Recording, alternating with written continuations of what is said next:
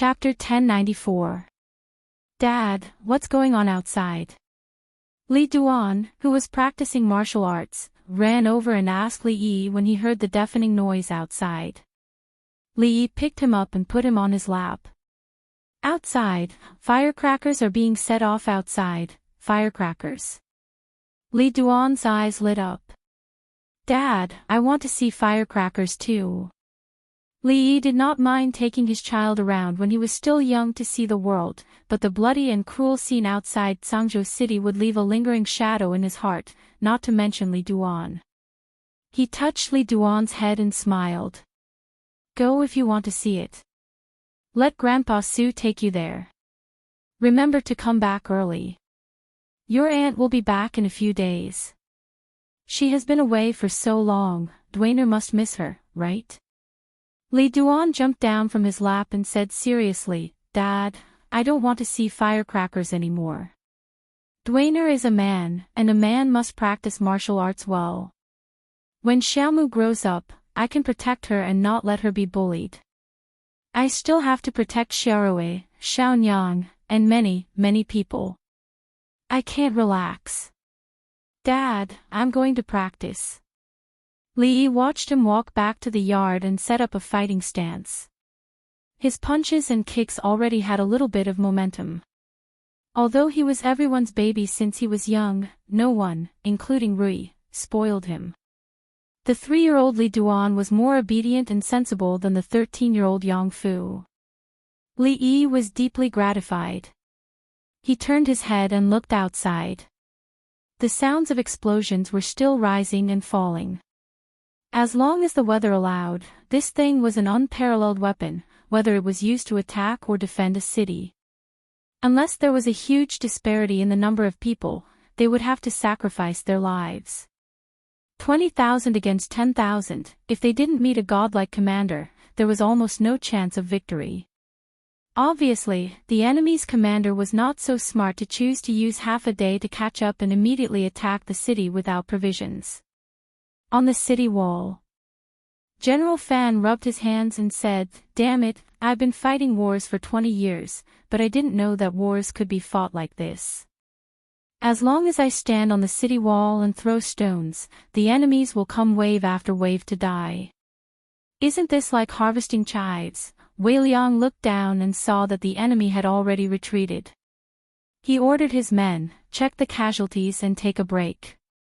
Although the soldiers did not leave the city, there were still people who were injured by the arrows and stones of the enemy. Of course, compared to the thousands of casualties of the enemy, their losses were almost negligible. More than 10,000 people temporarily set up camp 5 miles away from Changzhou's capital. The atmosphere in the camp was gloomy. General Pang, they have the Jing Kingdom's Tian Fa. We can't win. What should we do? A deputy general had just opened his mouth to speak when he recalled the deputy general who had been sacrificed by General Pang for damaging their morale and immediately changed his words. General Pang thought for a moment, then said with a gloomy face, Rest for half an hour, then launched the second attack. Originally, they thought that Changzhou was still the original Changzhou. With 20,000 soldiers, they could easily break through the broken city wall and march straight in. However, the enemy had built such a strong city wall in such a short time, and they even had the Jing Kingdom's Tian Fa divine weapon, but they could not retreat. Without food, they had no way of retreat. They could only advance, not retreat. If they advanced, they might have a chance of survival, but if they retreated, they would die. The deputy general walked out of the tent and said loudly, Everyone, rest and reorganize. We will launch the second attack in half an hour. On top of the city wall, General Fan looked at the approaching enemy. He quickly finished a steamed bun with meat in his hand and shouted, Prepare to meet the enemy. A moment later, he looked at the enemies who were focused on attacking the city gate. A cold smile appeared on his face, and he waved his hand, Throw. Below, at the city gate. Thunder boomed, and with every boom, someone would fall. Every time someone fell, someone else would stand up from behind and forcefully smash a thick and solid tree against the city gate, giving off a muffled sound. Attack the city with all your might. Once the city gate is open, we will win. Crazed expressions appeared on their faces as they hit the gate again and again. Under their attacks, the city gate shook violently. The person at the front had an excited look on his face. He shouted, "The city gate is going to break soon. Use more strength, use more strength." Boom! Boom! Dozens of people hugged the huge log and slammed it against the city gate. The thick and heavy city gate could not withstand such a powerful impact and creaked. Finally, after a series of collisions, the huge log directly smashed through the city gates, and the two city gates collapsed with a loud rumble. Then, they saw the city wall behind the city gate. The person at the front rushed in excitedly and hit the thick city wall, and his head was bleeding. He raised his head and touched the blood on his forehead. He looked at the city wall in front of him, his eyes empty. Damn it! He collapsed to the ground as if all the energy in his body had been sucked out. City gate, they actually built the city gate. Who was the general guarding Tsangzhou? Who made the decision to build the city gate? Was he a pig? For an army, the ability to attack was very important. Very important. If the city gate was sealed, although the enemy could not enter, they could not come out either. The enemy could pile up soil to make watchtowers and use the watchtowers that were higher than the city wall to suppress the archers on the city wall. Then, they could dig through the city wall and enter the city. The enemy could also go around the city and attack the rear, leaving only a small group of elite soldiers to monitor. There was no more stupid way to defend a city than to seal the city gate. Although Tsangzhou was already the northwestern city of the Wu Kingdom and had no rear, and although they only had one goal for this trip, and it was impossible to go around it, wouldn't they plan to counterattack by sealing the city gate? If the enemy did not counterattack, they would not be able to attack. If they could not attack, what would they eat? It was shameless enough to hide on the city wall and throw those terrifying things. Now, they even sealed the city gate. Were they still human? Thunder rumbled outside. With just the few of them, it was impossible to dig through the city wall. The leader held back tears and shouted, "Retreat, retreat." On the city wall, seeing the enemy retreating for the second time, Wei Liang turned to look at General Fan and asked, "Where did you learn so many tricks? How sinister! You flatter me." General Fan cupped his hands humbly and said, "It's all because Jiang of Silla taught me well." Jiang of Silla said that the enemy has no food and can't fight their way in. They won't be able to hold out for more than a few days. Wei Liang nodded. As generals, Qi and Fan Chao both knew that sealing the city gate was usually the thinking of those civil officials. It was the stupidest thing to do. However, Jiang of Silla had let them know that nothing was absolute. After Tsangzhou was the land of chaos. The enemy's goal was only Tsangzhou, so they would not go around it. They did not have enough people to exhaust Tsangzhou to death. Moreover, there were mountains of food in Tsangzhou city. It was enough to exhaust the enemy dozens of times over. From the beginning to the end, they only needed to stand on the city wall and throw divine punishment. They did not even need to go out and fight the enemy head-on. In a few days, the 20,000 soldiers outside. Now that there were only 10,000 soldiers left, they would be defeated without a fight. Outside Tsangzhou city, the army had retreated for 10 miles. General Pang sat in his tent, his eyes bloodshot. A deputy general opened the tent and walked in. He said in a low voice, "General, in the 2 attacks, our army suffered more than 6,000 casualties. There are still about 12,000 who are able to fight." After he finished, he looked up and said with difficulty, "General, our food has been used up." General Pang clenched his fists and loosened them after a while. He gritted his teeth and said, "Kill the horses." The deputy general's expression changed. "General, killing the horses can solve the emergency, but our cavalry will be crippled. If the enemy leaves the city, our combat power will be greatly reduced. Can't you see?" General Pang looked at him and asked, "They want to exhaust us to death." "Pass down my order, surround Sangzhou." His voice was gloomy as he said, "Wait until the food from the rear arrives, then send people to the other provinces to collect it. I want to see how long the food in their city can last them." Chapter 1095. The Allied forces of Nanzhou, Linzhou, and the rest of the 5 states set up camp 10 li away from Sangzhou city. They didn't dare to get too close. If they got too close, Wei Liang and the rest would let them have a taste of the red barbarian cannon. They also didn't dare to attack the city. The city gates were sealed. If they rushed to the bottom of the city walls, Sky Law would reap lives like harvesting chives. Logically speaking, after 2 attempts at sieging the city, they did not gain any advantage at all. In fact, they did not even touch the enemy, but they had already suffered such a huge loss. An ordinary army would have long lost their morale, and they would have been utterly defeated.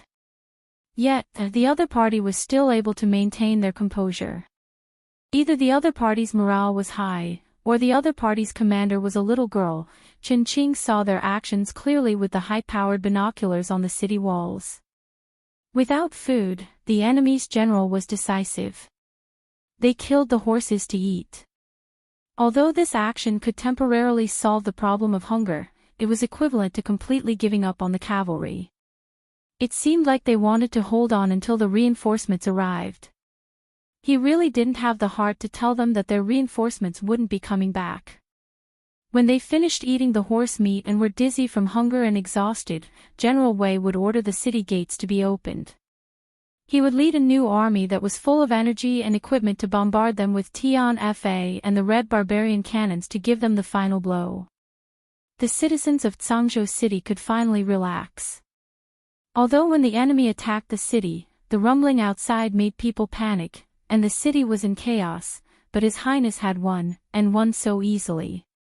In their hearts, they finally had confidence. Li Duan was also relieved.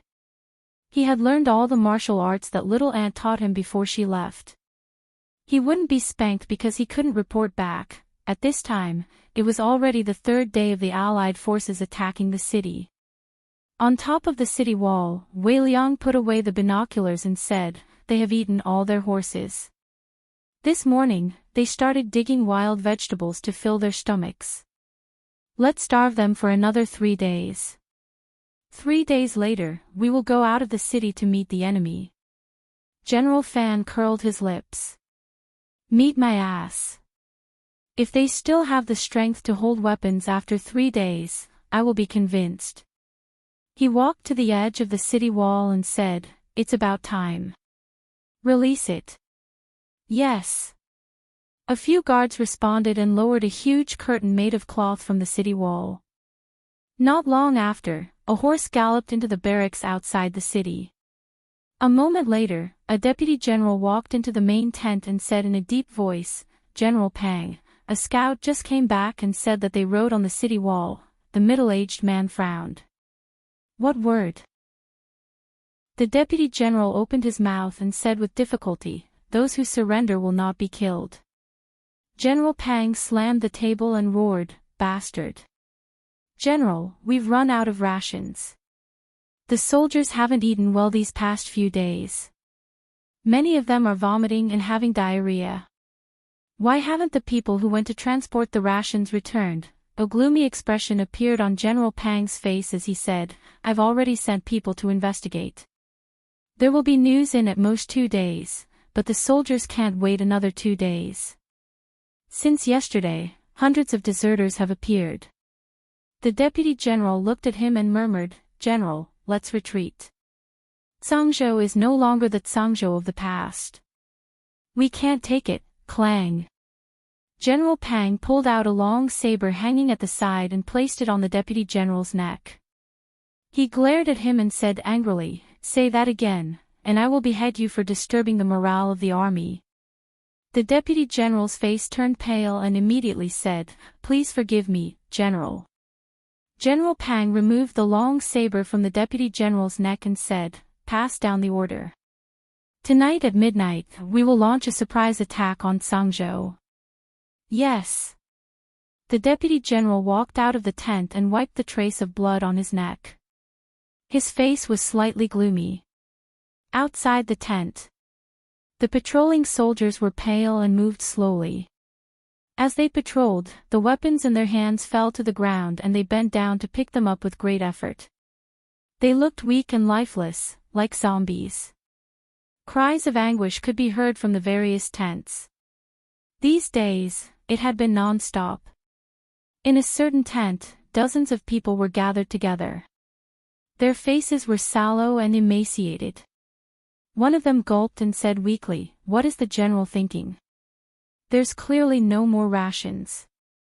Why aren't we retreating?" As soon as the words came out, several voices immediately came from the tent. "Yes, I told them 3 days ago that the troops escorting the rations will arrive soon. It's been 3 days, and the wild vegetables and tree barks near the camp have all been eaten up. Why haven't they arrived yet? Didn't Brother Chi say that he saw with his own eyes that a banner was hung on Sangzhou city wall saying that those who surrender will not be killed and there will be meat to eat? Those who surrender will be given military merits. Is there really such a thing? Shut up." A person walked in from outside the tent and shouted angrily. The people in the tent shuddered and shrunk their heads back. They whispered, "General." Discussing defecting in the army was a capital offense. Just like those deserters, their heads were hung in front of the formation after they were captured. If they were not the general's personal guards, they would have already knelt and begged for mercy. The deputy general looked at them and said, "Who gave you the guts to discuss this in the tent?" "General, we are wrong." The few of them knelt on the ground and said in unison.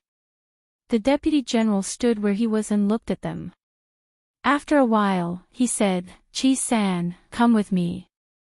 The scout called Chi-san was called to another tent. The people in the tent looked at each other with flickering eyes. A short while later, the scout called Chi-san returned to his tent. Another hour passed, and the rest of the people walked out of their tents and entered the other tents. On the city walls of the Zhangzhou's capital, Wei Liang received an arrow from a soldier and removed a paper tube from the end of the arrow. A smile appeared on his face as he tossed it to General Fan beside him. They wanted to send people over at midnight to secretly break through the city wall. What a good idea. General Fan pursed his lips and said, "Tell the brothers to perk up for this general tonight." It was night, midnight. The moon was dark and the wind was strong. There were no stars in the night sky. The entire city of Zhangzhou was shrouded in darkness. Outside the city walls, a black shadow was slowly approaching the city walls. "Even the heavens are helping me." Behind the crowd, General Pang looked at the pitch-black night and ordered, after entering the city, "Think of every way possible to hollow out the city wall. The others will cover the attack." Gulp. Suddenly, a strange sound was heard. A person beside him held his stomach and whispered, "General, I'm sorry, I can't control my stomach." General Pang frowned and glared at his personal guard. "Bear with it for a while more. When we enter the city, you can eat as much as you want." As soon as he finished speaking, a large fire suddenly lit up on the city wall. He was only stunned for a moment before he immediately said, "Attack the city." Poof! The sound of a sharp sword piercing into flesh could be heard. General Pang was very familiar with this sound. Just a few days ago, he had pierced his sword into the chest of the deputy general who had disturbed the morale of the army. At this moment, another deputy general stood behind him and whispered in his ear, "General, I'm sorry. His Majesty only wants you to live because you want to conquer Zhangzhou. However, we also want to live. Only by following Her Highness can we live and have meat to eat." He slowly pulled out his sword and said, "So, General, please die." General Pang clutched his chest, the light in his eyes frozen. The deputy general threw down the blood-stained sword in his hand and said loudly, "General Pang is dead, we are willing to surrender." The hundreds of soldiers beside him put down their weapons and said in unison, "General Pang is dead, we are willing to surrender." Countless people in the distance stared at the people in front of them in a daze. They saw the group of people kneeling on the ground, and when they heard the words, "General Pang is dead," they were momentarily stunned before they put down their weapons and knelt on the ground. "We can't surrender. We can't surrender. You are committing treason." There were many different voices, but these voices did not last long before they were drowned out by the voices around them. Chapter 1096. Filling one's stomach and ensuring one's survival were the most basic requirements of a human being. The commander of the Allied forces of the 5 provinces had already been killed by the rebellious deputy general. No one knew what he was thinking. As the commander, he had actually committed such a grave mistake. Under the circumstances where the entire army couldn't fill their stomachs, he still gave the order to attack the city even at the cost of his life. When Wei Liang and the others left the city to receive the rebels, they didn't encounter much resistance. Those who resisted were all taken down by their comrades. Over 10,000 people consumed a lot of rations every day.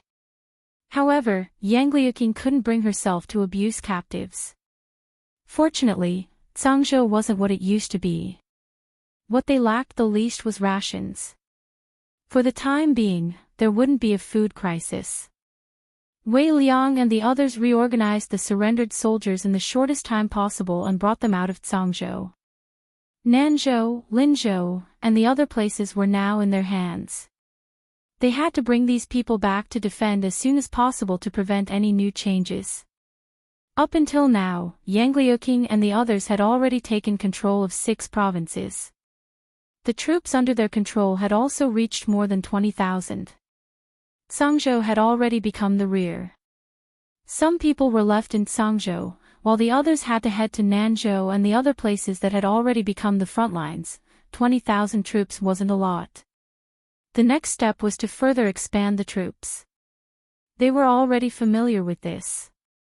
Under the attraction of the high benefits, in a few months, the troops in her hands would multiply. When Nanzhou and the other 4 provinces had completely settled down, she would also have a mighty army that could attack wherever she pointed, win every battle, and conquer every city. In an era where most countries still used cold weapons, as long as they didn't encounter the Jing kingdom that had the omniscient view, after some training, with heavenly punishment, cannons, flintlocks, and all kinds of firearms, they could sweep through everything in their way. Nanzhou, Linzhou, Yunzhou, Huazhou, and Tongzhou had fallen at the same time. The allied forces of the 5 provinces had suffered a crushing defeat in attacking Zhangzhou. The governor of Nanzhou had died, and the allied forces had been absorbed by Princess Duanrong. From then on, the forces led by Princess Duanrong had already occupied 6 provinces in the northwest of the Wu Kingdom, becoming a well-deserved hegemon. Once this news spread, it spread rapidly within the borders of the Wu Kingdom. Fuzhou. Fu province was also located in the northwest of the Wu Kingdom, but unlike Nanzhou and other places, it wasn't under the jurisdiction of the imperial court. Several years ago, Emperor Wu had started a rebellion, killing his brother and father. After he ascended to the throne, the provincial governor of Fuzhou used the excuse that Emperor Wu had gone against the will of heaven to rebel against the imperial court. He called himself the Prince of Kong. Because Fuzhou had the advantage of the terrain, it was easy to defend and hard to attack. In the past few years, the imperial court had tried to encircle and suppress them several times, but to no avail. They had taken advantage of this opportunity to expand and strengthen themselves. Right now, they were one of the top powers in the northwestern region of the Wu Kingdom. Of course, he could only count to 3 now. At this time, the former provincial governor of Fuzhou, the current Prince of Kong, had lost his usual composure. He paced around the mansion until someone walked quickly into the hall. He immediately raised his head and asked anxiously, "Is there any mistake in the news?" Did Princess Duanrong really seize 5 provinces and the allied forces of the 5 provinces were defeated? The young man who walked in nodded and said solemnly, "Your Highness, we still don't know the specifics." However, including Nanzhou, the flags of Princess Duanrong have indeed been hung in the capitals of the 5 provinces. According to the news, right after the allied forces of the 5 provinces led by the governor of Nanzhou left, the capitals of the 5 provinces were seized by someone on the same night and the government offices were taken over. We originally thought that it was the fishermen who reaped the benefits when the sandpiper and the clam fought. However, we didn't expect that both the sandpiper and the fishermen were actually Princess Duanrong's people. Prince of Kong was silent for a moment and asked again, "Rumor has it that Princess Duanrong has Tian-Fa of the Jing Kingdom. Is this news true or false?" "This news has not been confirmed yet." The young man pondered for a moment and said slowly, "I only heard that when the allied forces of the 5 provinces were 2 li away from the capital of Zhangzhou, a meteorite fell into the army camp. Its power was not weaker than Tian-Fa of the Jing Kingdom. As a result, the allied forces suffered heavy casualties. And when they attacked the city, the thunderous roars could be clearly heard from more than 10 li away. Then it should be true." Prince of Kong murmured. "Could it be that Princess Duanrong has defected to the Jing Kingdom?" His face was filled with uncertainty. Fuzhou was not far from Nanzhou and other places. If they pushed forward, they would soon reach the city of Fuzhou. He was confident that he could withstand the attack of the imperial court, but not the Jing Kingdom's Tian-Fa. Prince of Kong thought for a moment and revealed a worried expression. "Let's wait and see for now." Spiritual State. The faces of the provincial governor of Spiritual State, the governor, and the important officials of the state were filled with fear. They really conquered 5 provinces. Hurry! Send a message to the capital. Spiritual State is in danger. In a conquered province in the south of the Wu Kingdom, a few famous rebellious kings had gathered together. Princess Duanrong is making a comeback. Zhangzhou, Nanzhou, Linzhou. They actually conquered 6 provinces. If we wait until they grow up, won't they become obstacles on our path to greatness? The Wu Kingdom was already a pool of turbulent waters. What Princess Duanrong did in the northwest was like a huge stone thrown into the water, creating waves that could stir up the entire Wu Kingdom. In the northwest, both the officials and the rebels were panicking. They were worried that they would become the next Nanzhou. In other places, their vigilance toward Princess Duanrong increased by several levels.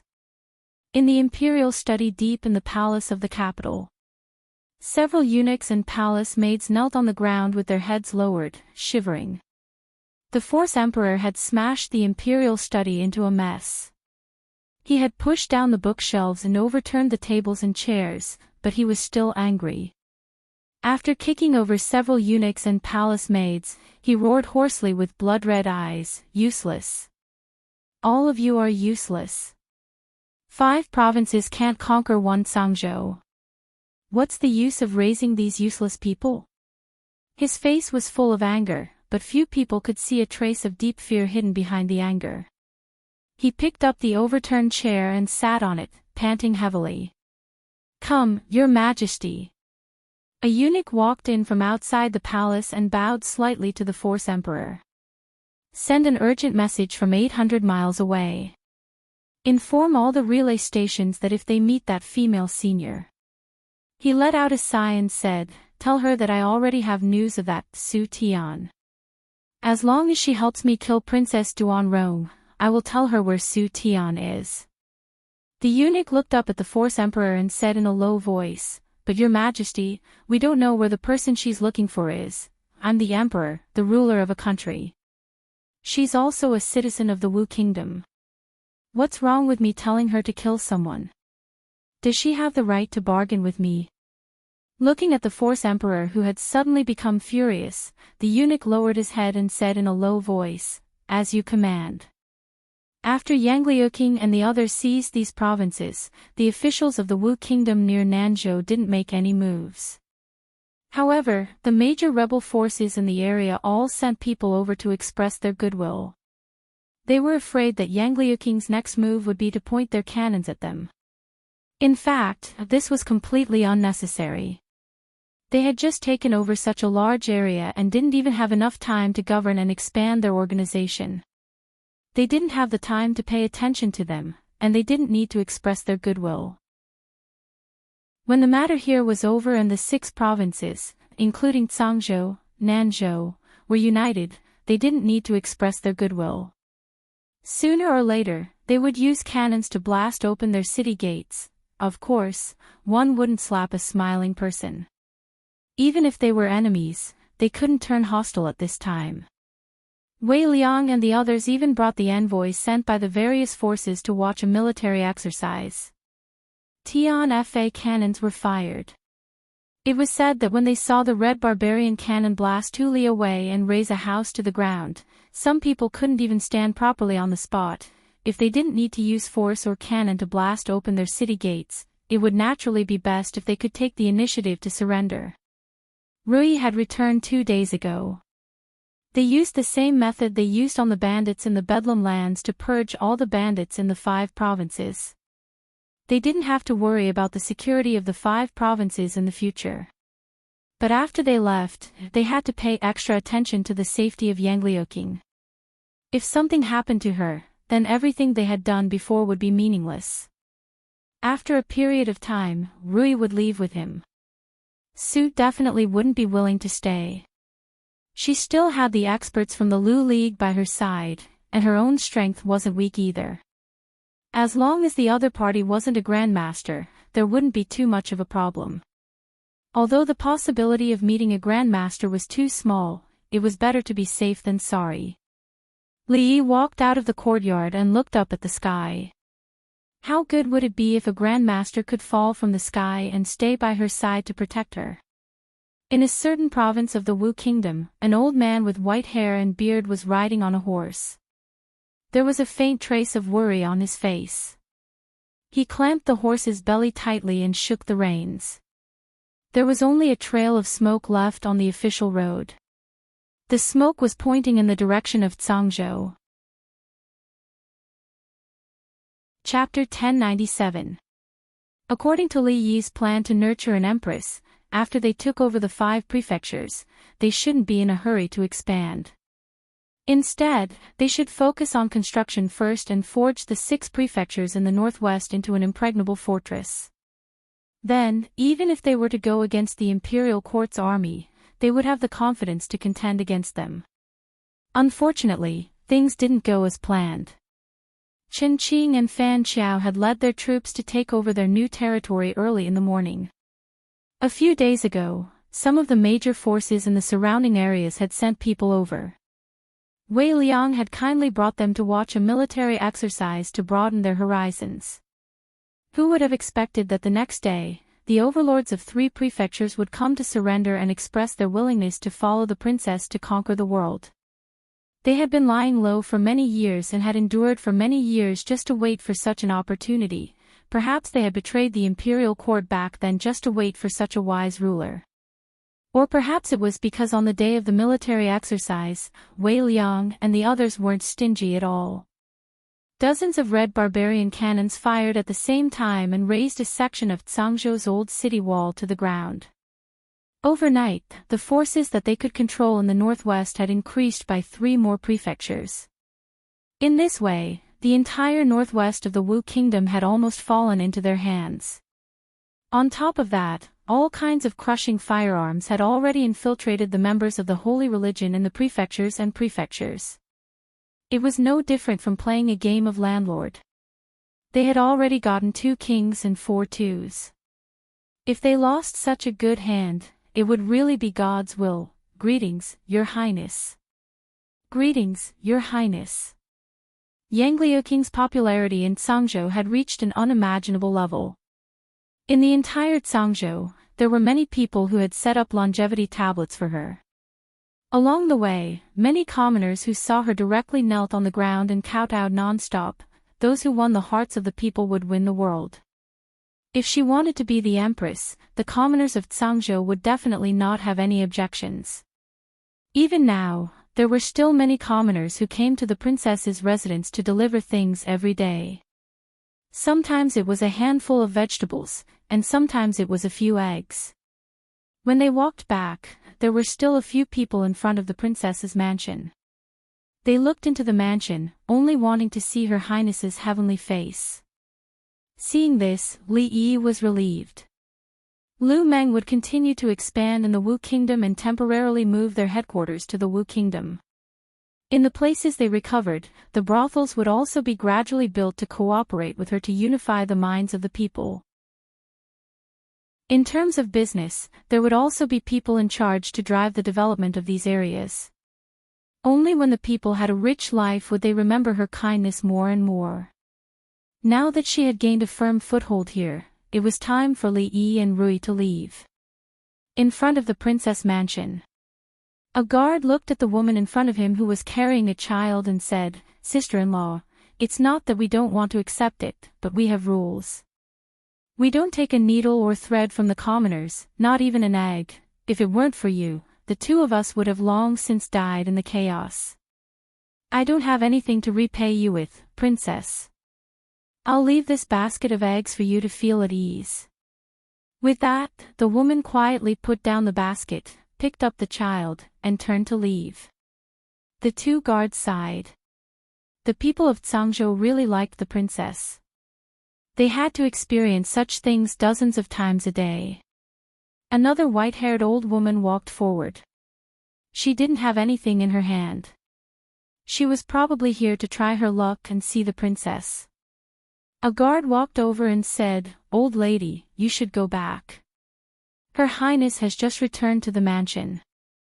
She probably won't leave today." The old woman looked up and asked, "Is Princess Duanrong inside?" The guard looked at her and thought that the old woman's hearing was bad, so he raised his voice and shouted, "Old lady, the princess has just returned. Come back tomorrow." The old woman glanced at him and said coldly, "You don't have to speak so loudly. No one thinks you're mute." After saying that, she turned around and left.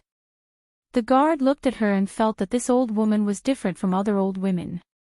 She came here not to see the princess, but not to take an egg, inside the princess's mansion.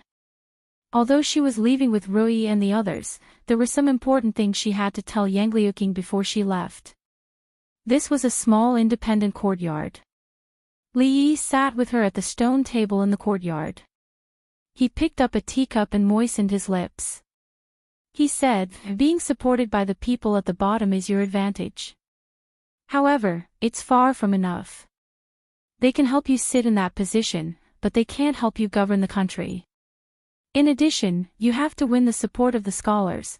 Before Li Yi finished speaking, he looked up and saw an old woman walking into the courtyard. He stood up. The princess's mansion was heavily guarded. There were also many guards at the entrance of the small courtyard. Even Wei Liang and Qin Qing needed to be notified before they could enter. It was a strange thing for an unfamiliar old woman to appear here. In particular, she was just standing there casually, but she gave off an extremely dangerous feeling. The old woman walked into the courtyard and looked at Li Yi. She asked calmly, "Where is Princess Duanrong?" Yang Liuqing's back was facing the door. She was about to stand up when Li Yi walked to her side. He put his right hand on her shoulder and pressed it down. He asked the old woman, "Why are you looking for Her Royal Highness?" "Someone asked me to take her life," the old woman said lightly. Her figure flashed, and her speed increased sharply. She slapped Yang Liuqing. As soon as she opened her mouth, Li Yi had already grabbed Yang Liuqing's shoulder and pushed her to the side. He raised his hands and met the old woman's palm. He took a few steps back. There was a trace of surprise on his face. His chest felt uncomfortable. This old woman was even stronger than Rui. At this moment, the old woman had already turned her palm into a claw and was about to grab his neck.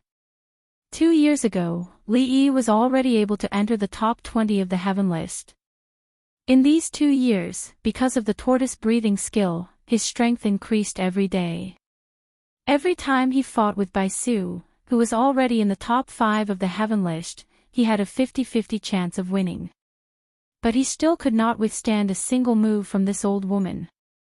Even if she was not a grandmaster, she was extremely close. Facing her claw, Li Yi's expression was calm. He stood still. The old woman's body also stopped. One of her hands was already placed on the young man's neck, but she could not move an inch further.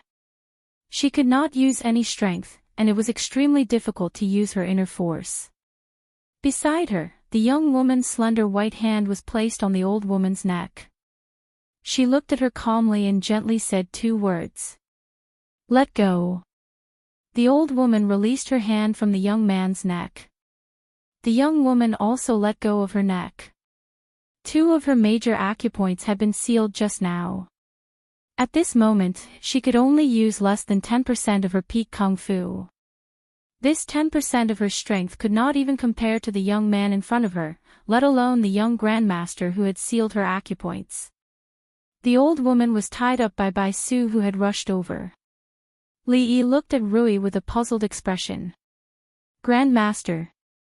Rui nodded. The high and mighty grandmasters in the past did not seem to be so powerful anymore. Li Yi suddenly had confidence. Perhaps in this lifetime, he could also touch this level. As if reading his thoughts, Rui shook her head and said, "She was injured, and it was not light. Otherwise, I would not have been able to subdue her so easily." Li Yi was also a little hurt.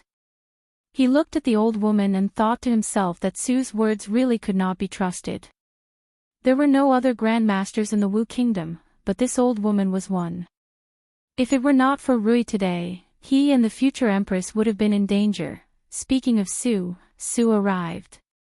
He was still outside, but his voice had already come from outside the door. "I heard that you have caught a grandmaster." "Let me see." He was holding a drumstick in his hand. He took a bite of it, held the drumstick in his mouth, and walked over quickly. Halfway there, his body suddenly stopped. His eyes widened and his mouth opened wide. The chicken drumstick he had bitten off fell to the ground. Then, his figure gradually faded in front of Li Yi's eyes, and finally disappeared, leaving only the drumstick with one bite missing on the ground. Li Yi watched this scene with his eyes wide open until the residual figure disappeared. A grandmaster was so terrifying. Chapter 1098. As soon as Su stepped into the yard, he saw that the old woman, who was tied up by Baisu, had disappeared without a trace. "Su, Tian." Then, a harsh voice came into Li Yi's ears. The reason why it was harsh was that the voice contained too much resentment, surprise, disbelief, and some indescribable emotions. It was complicated and indescribable. The old woman's chest heaved, and her face turned from white to red and then to white. Puff!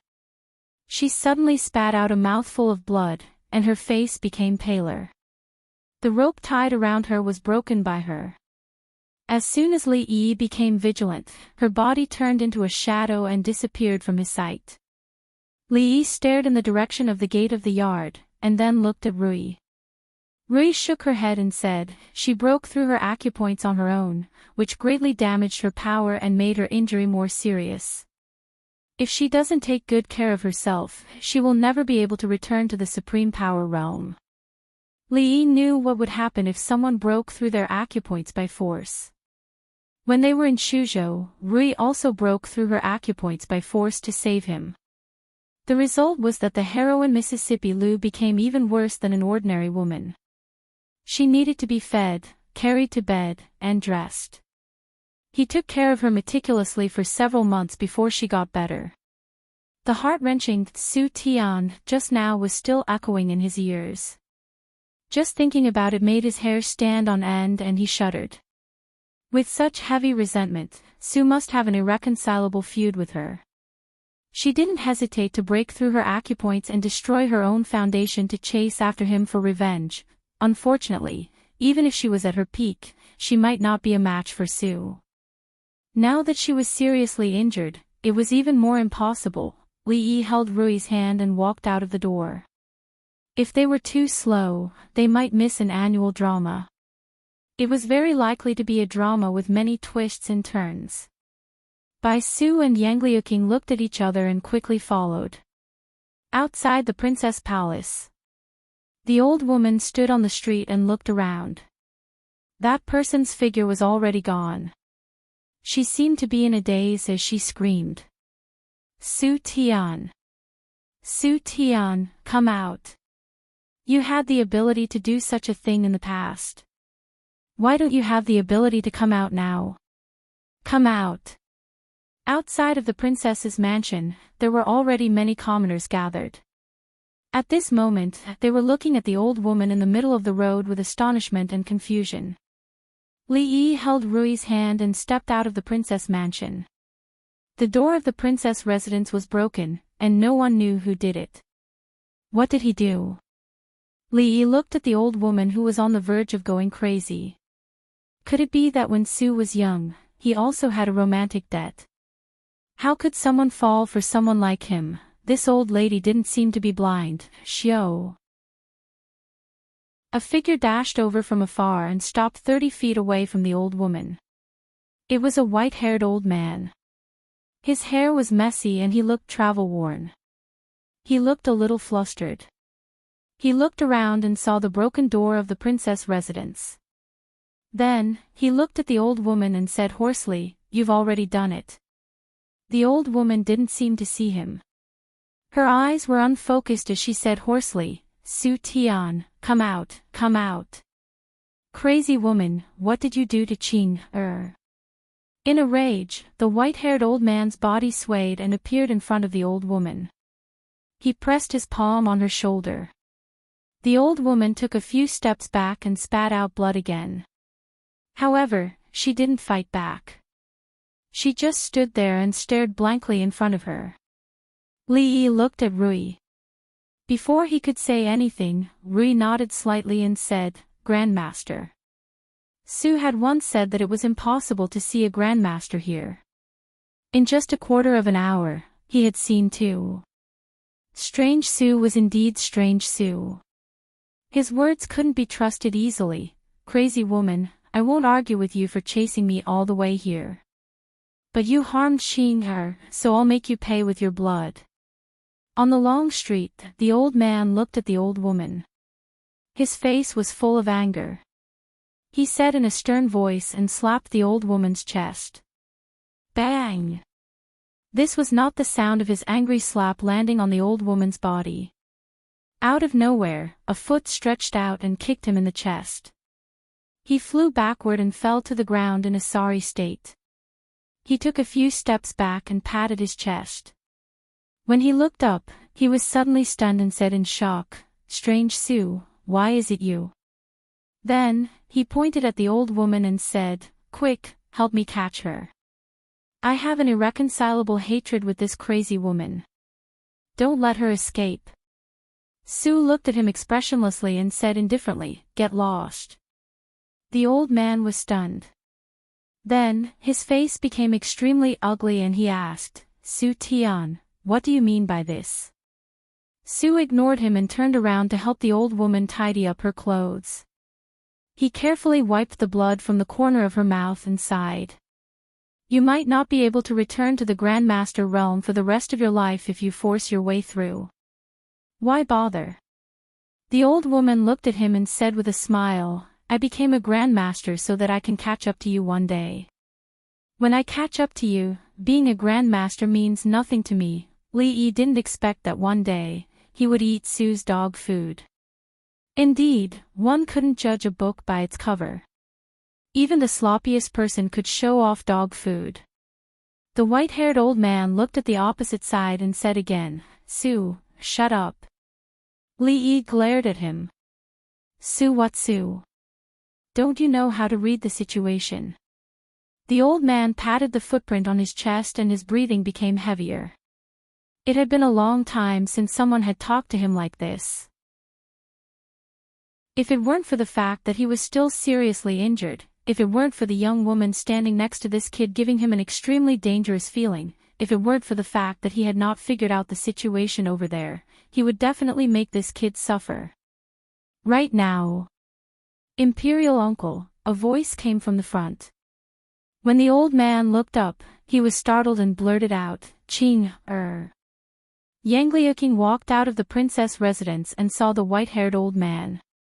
She was surprised and happy and asked, Imperial Uncle, why are you here? The white-haired old man quickly walked over and looked at her. He asked, Qing, are you all right? Did that crazy woman do anything to you? No, no. Yang Liuqing shook her head. That's good. The old man let out a long sigh of relief and looked at Rui and Li Yi. He asked, who are they? Yang Liuqing looked at Rui and Li Yi and said, Uncle Master, this is my imperial uncle. Before I met Master, he was the one who taught me martial arts.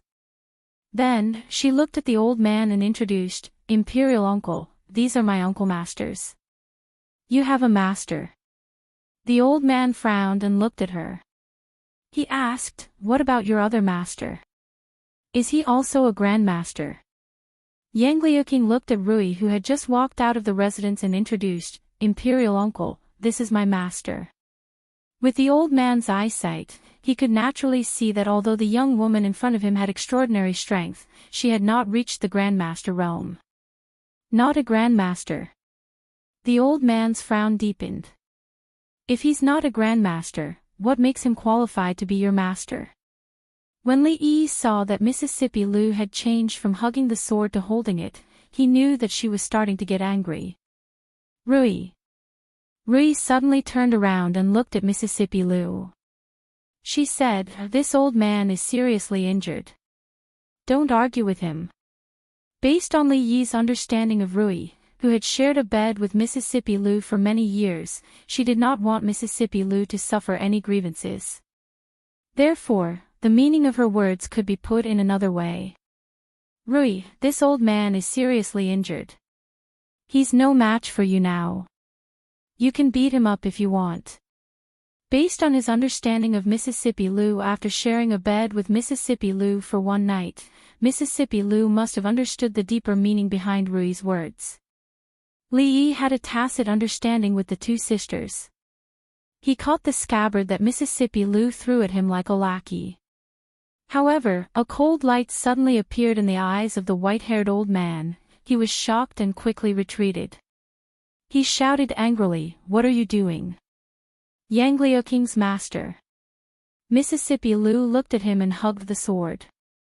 Lu Rui, please advise me. Chapter 1099. The old woman, who had an inexplicable relationship with Sue, was already seriously injured. Then, she forcefully opened her acupoints, which worsened her injuries. Later, she was hit by Yang Liuqing's imperial uncle, the white-haired old man, who was also a guru. Coupled with her emotional fluctuations, her body was almost at the end of its tether. Fortunately, both Rui and Sue had preserved their peak strength. The two gurus worked together to stabilize her injuries. She was still in a coma at the moment, but her life was no longer in danger. As for Yang Liuqing's imperial uncle, the white-haired old man named Yang Wanli, after giving advice to Rui, he looked even more disheveled. He came out after changing his clothes and said something to Yang Liuqing. Everyone who became a guru had their own martial arts. They would have different understandings after learning from different gurus. Rui seemed to have realized something again and hurried back to her room for closed-door training. In the past few years, not only had Li Yi made rapid progress, but Rui had also been busy fighting for territory everywhere, but she had never neglected her practice. Unfortunately, she had not broken through that layer of window paper. Apart from Miss Rui, your second daughter's aptitude is the best I've seen in my life. Sue's eyes were full of praise. He said, although she has not reached the guru level, a guru may not be able to do anything to her. Once she encounters her own opportunity and breaks through to the guru level, Even I dare not say that I can defeat her easily. Opportunity was an illusory thing. You might encounter it tomorrow, or you might never encounter it again. It was as good as not saying anything. However, to be able to make Elder Su say that he didn't dare to say that he could defeat her easily, that was really impressive. One had to know that the Taoist nun was also a guru. In Elder Su's eyes, she was the kind of person who could be easily beaten up and taught a lesson. Li thought for a moment and asked, "What about Mingju's aptitude?" "She has excellent aptitude, but her heart is tired." Su shook his head and said, "If this goes on, my martial arts will not improve, and I won't have any hope of becoming a grandmaster in this life." Li Yi's heart ached. Mingju's dedication to martial arts was not inferior to Rui's. One of her biggest wishes was to become a grandmaster one day. But Li Xian, that bastard, had handed over such a big country to her to manage. How could she have the time to practice hard? However, there were also benefits to this. He was now able to fight evenly with Bai Su, who was ranked 5th on the heavenly list. If he took a step forward and Emingzu took a step back, it would be equivalent to Emingzu taking 2 steps back. After a while, when he returned to the capital city, wouldn't he be able to turn over a new leaf? It was not easy to become a grandmaster. It was not something that could be achieved through hard work. He now understood that sometimes, chicken soup for the soul did not work. Those who could become grandmasters were people with excellent aptitude. This fact was actually very cruel. Some people were born to be grandmasters. Even a sloppy person like Su had amazing aptitude. Some people, no matter how hard they practiced, had limited aptitude and could only stop below the grandmaster level.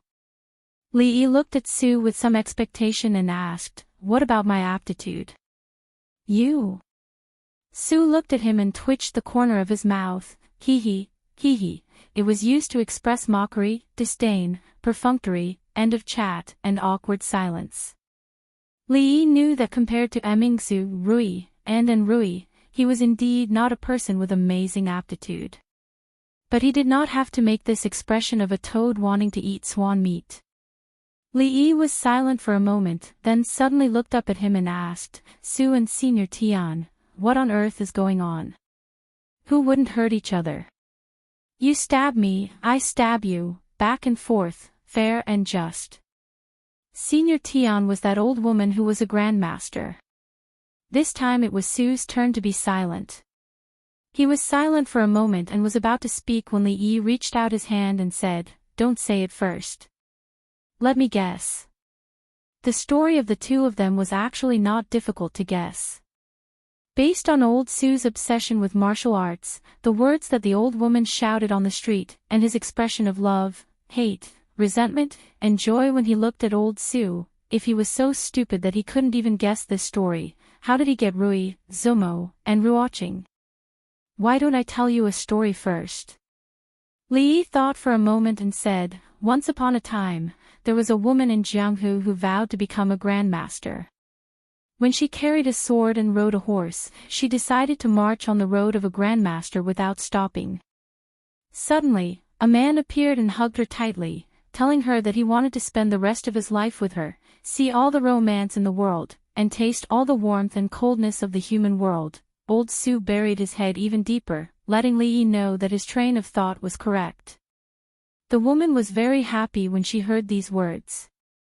She broke her sword and let go of the horse, wanting to spend the rest of her life with him, see all the romance in the world, and taste all the warmth and coldness of the human world.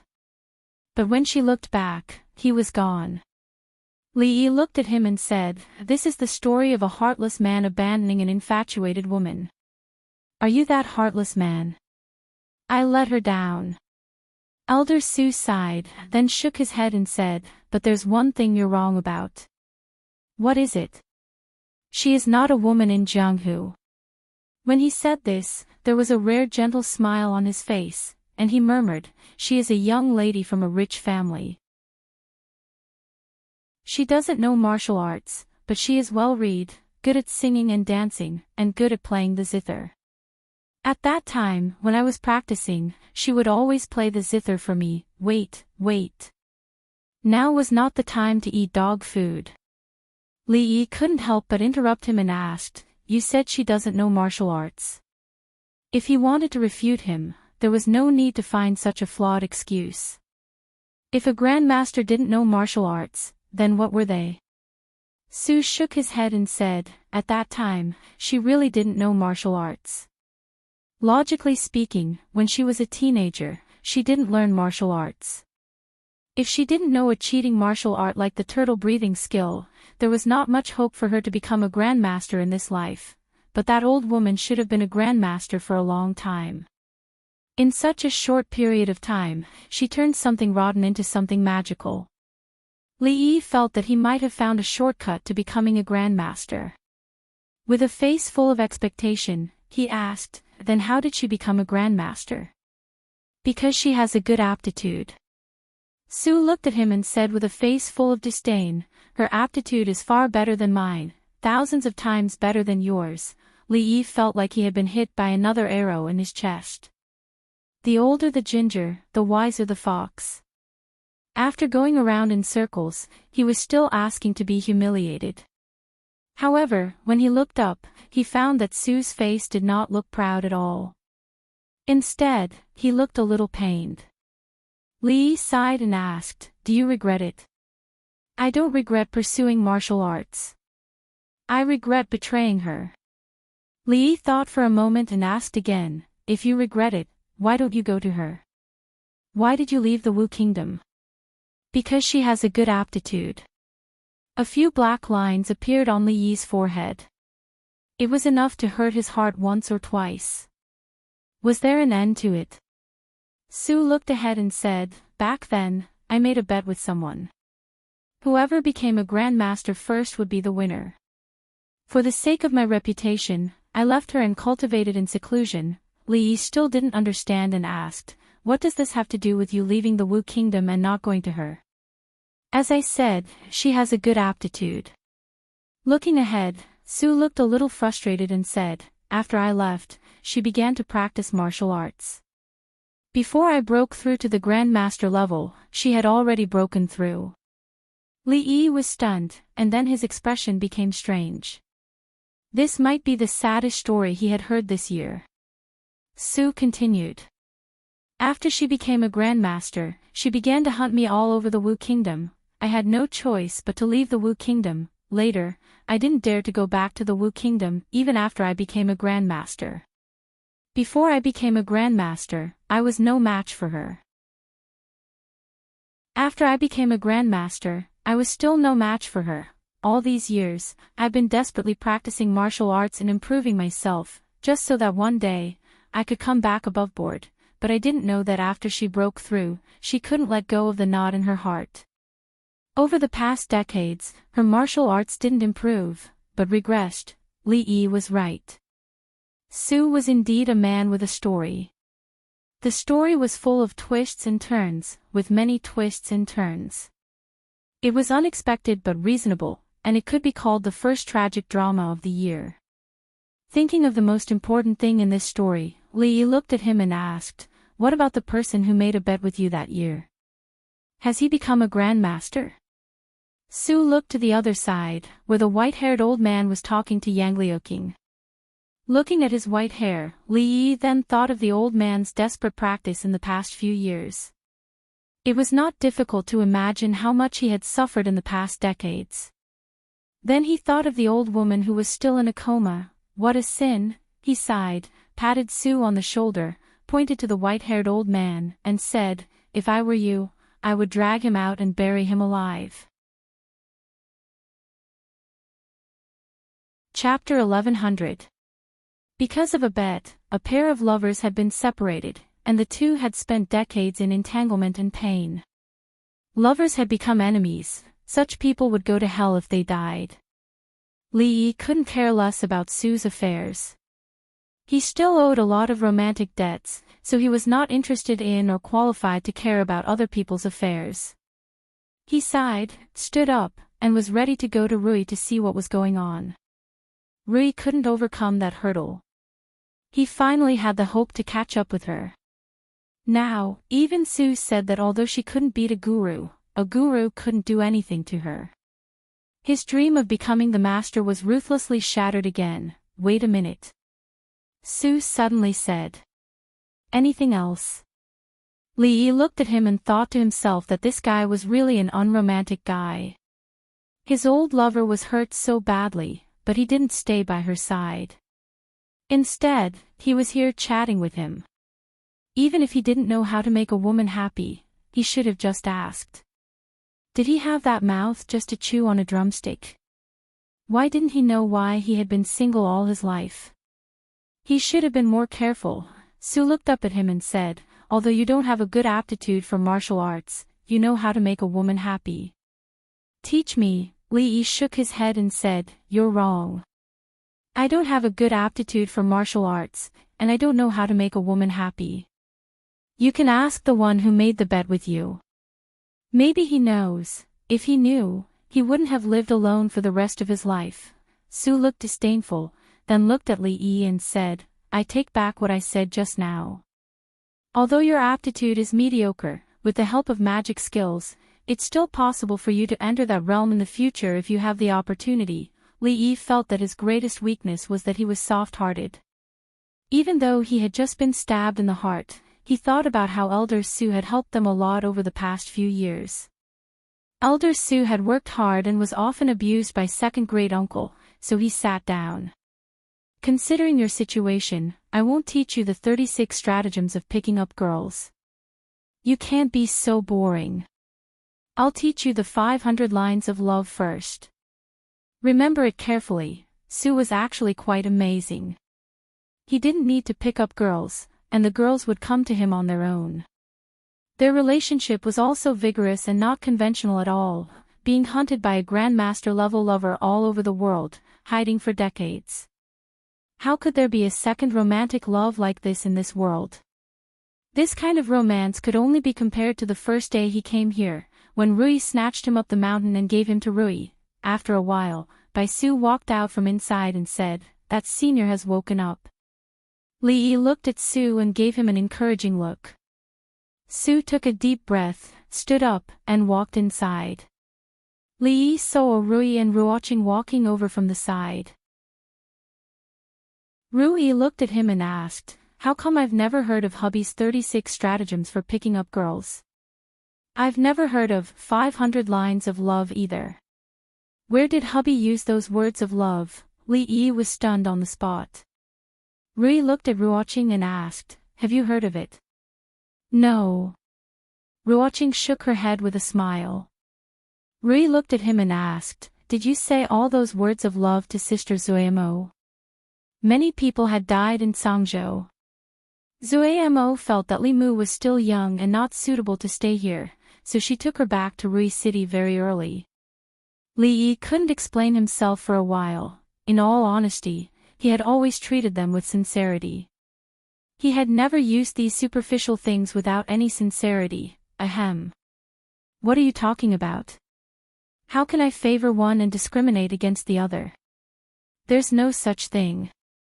Li coughed lightly and said, let's go watch the fun and bring me a handful of melon seeds. Sue had been insensitive for decades and had only learned a little theory. It was difficult to apply it to practice. Li was really worried that he would mess things up. That senior was already seriously injured. If he was a little more agitated, the consequences would be unimaginable.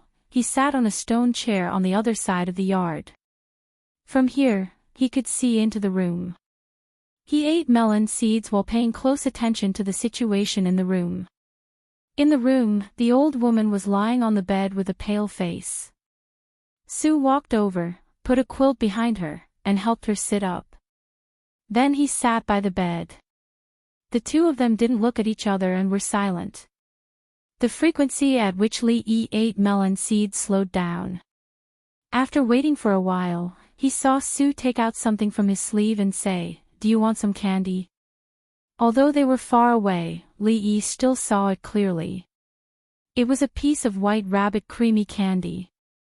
White rabbit creamy candy, He had just said that women liked surprises and romance. From time to time, he would give them some small things. They didn't need to be expensive to please them. How did he interpret small things as white rabbit creamy candy? Li Yi felt that he should give up. In fact, he and Yang Liuking's imperial granduncle seemed more compatible. However, what happened next was completely out of his expectations. Su handed the white rabbit creamy candy to her and asked, "Do you want some candy?" The old woman on the bed nodded and said, "Yes." So Su peeled off the wrapper and put the milk candy into her mouth. He asked, "Is it sweet?"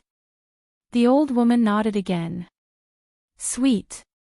Sweet, it was really sweet." The melon seeds in Li Yi's mouth tasted like dog food.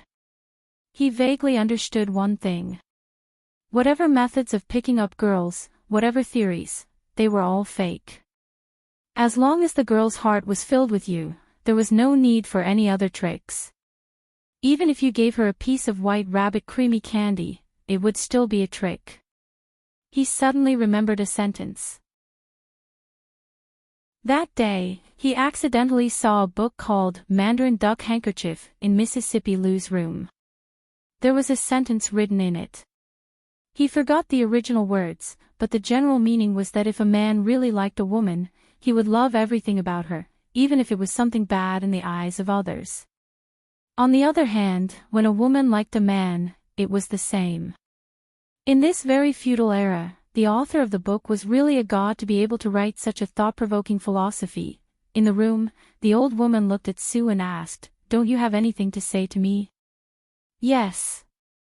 Su thought for a moment, looked into her eyes, sighed, and said, "There was once a sincere love in front of me, but I didn't cherish it. When I lost it, it was too late to regret it. If God could give me a chance to start over." Bah! Li Yi spat the melon seed skin on the ground. He couldn't listen anymore and turned to leave. Before leaving, he looked back and saw the old woman sitting there in a daze. Her face was touched, and tears flickered in her eyes. When Li Yi walked past Yang Liuking and the old man was talking to her. "This time, you were able to conquer these provinces in the northwest. It is indeed beyond my expectations." The old man sighed and said, "This old man only hates that I didn't kill that beast with my palm. My young royal family wouldn't have withered to this extent." Yang Liuking lowered her head and didn't say anything. The old man suddenly looked at her and asked, "Everyone says that Fu was assassinated and died. Is this true or false?" Yang Liuking looked at him. After a moment, she shook her head and said, "Yang Fu is still alive." "That's great." The old man called Yang Wanli stood up and said, "I heard that you have the weapons of the Jing Kingdom's army. It is extremely easy to break through the walls and attack the city. Yang Zhe has already betrayed the people. You gather the army and fight all the way from here to the imperial capital. This is not a fantasy. At that time, kill that traitor, restore order, and support Fu to the throne. Only then can the Wu Kingdom have a way out." Li Yi stopped in his tracks and glanced over. Su walked out of the room with a face full of joy. Seeing Li Yi's expression, he asked, "What's wrong?" Li Yi looked at him and said, "About what I just said to Elder Su, you should reconsider it." Su was puzzled and asked, "Think about what?" Li Yi sighed and said, "Just bury him." Chapter 1101. This old man also did not expect that you would be able to obtain so many divine weapons from the Jing Kingdom. With the help of these things, as long as you have more than 100,000 soldiers, you will be invincible and invincible. No city will be able to stop you. In at most a year, you will be able to subdue all of the provinces and counties of the Wu Kingdom and bring your army to the imperial capital. The old man called Yang Wanli spoke in high spirits as if he had already seen the scene he had described. He was completely unaware that the atmosphere had already quietly changed. Yang Liuking lowered her head with a complicated expression. Li Yi's gaze suddenly became emotionless. Su Tian looked at him and slightly shook his head. Yang Liuqing raised her head to look at Li Yi. Her lips moved. Although she did not speak, Li Yi understood her expression and did not say anything for the time being. Soon after, she turned her head to look at the white-haired old man and said seriously, "Imperial uncle, I want to be the emperor. With the red barbarian cannon, the imperial guards of the imperial capital will not be a match for you." As Yang Wanli's spittle flew, he suddenly stopped. After a moment of shock, he looked at her and asked, "What did you just say?" Yang Liuqing met his gaze, her expression still extremely serious. She said word by word, "I said, I want to be the emperor myself." Yang Wanli frowned and said in a deep voice, "Do you know what you are saying?" Yang Liuqing nodded and said, "I know. I said, after we fight our way to the imperial capital, I want to be the emperor myself." She repeated these words 3 times. Each time her expression became more and more serious, but each time her tone became more and more indifferent. It was as if she was saying something insignificant. She was not discussing it, but announcing it. A bunch of nonsense, a bunch of nonsense. The white-haired old man looked at her. Before he could reprimand her, Su patted his shoulder and said, "Come with me." The white-haired old man glanced at Yang Liuqing and followed Su to the other side. Su stopped and turned his head to look at him. He said, "You better give up on your previous thoughts." Yang Wanli frowned. "Su, what do you mean by this?" "I've seen Yang Fu." Su shook his head and said, "That child is already useless. Rather than letting him become the emperor, it would be better to let the Wu kingdom continue to be in chaos." Yang Wanli glared at him and said, "Speak clearly." Su looked at him and asked, "Do you know why your niece could conquer the entire northwest of the Wu kingdom in such a short time?" "Because they have the Jing kingdom's Tian Fa and the red barbarian cannon." "Do you know where these things came from?" Yang Wanli was stunned, then shook his head. "That's Jiang of Silla from the Jing kingdom. He gave me these things." Su pointed at Li Yi and continued, "You may not know who Jiang of Silla is, but it doesn't matter. All you need to know is why he helped your granddaughter." "Why?" "His disciple sprained his ankle." Su looked at him and said, "Because of that idiot grandson of yours. You may not believe it, but because of this simple reason, the world he obtained by killing his brother and father was gone with a bang." After listening to the story, Yang Wanli was stunned. When he came back to his senses, he looked at Su and asked, "Do you think I'm muddle-headed?" Su didn't answer. He looked at him and said for the last time, "The world of the Yang clan can fall into anyone's hands, but it can't fall into the hands of that idiot grandson of yours, and it can't fall into the hands of Yang Fu. Do you understand?" Yang Wanli looked at him for a long time and said in a deep voice, "What if I object? I will first cripple your martial arts." Su looked at him and said, "Don't look at me like that. You're no match for me right now. You can't even beat the second young mistress. Even if you're not injured, I can still cripple your martial arts." Yang Wanli didn't doubt his strength. Although he was injured, his eyesight and perception were still there. He didn't want to admit it, but he had to admit that the current Su was very strange, and he couldn't see through him. On the path to becoming a grandmaster, he had at least taken a big step ahead of them. Yang Wanli looked at him calmly. "We've been friends for decades, and you want to cripple my martial arts?" Su shook his head and said, "I'm just advising you. Other than your granddaughter giving up on this herself, no one can stop her. You can't, I can't, and your grandson can't either. I won't do anything to you, but someone will.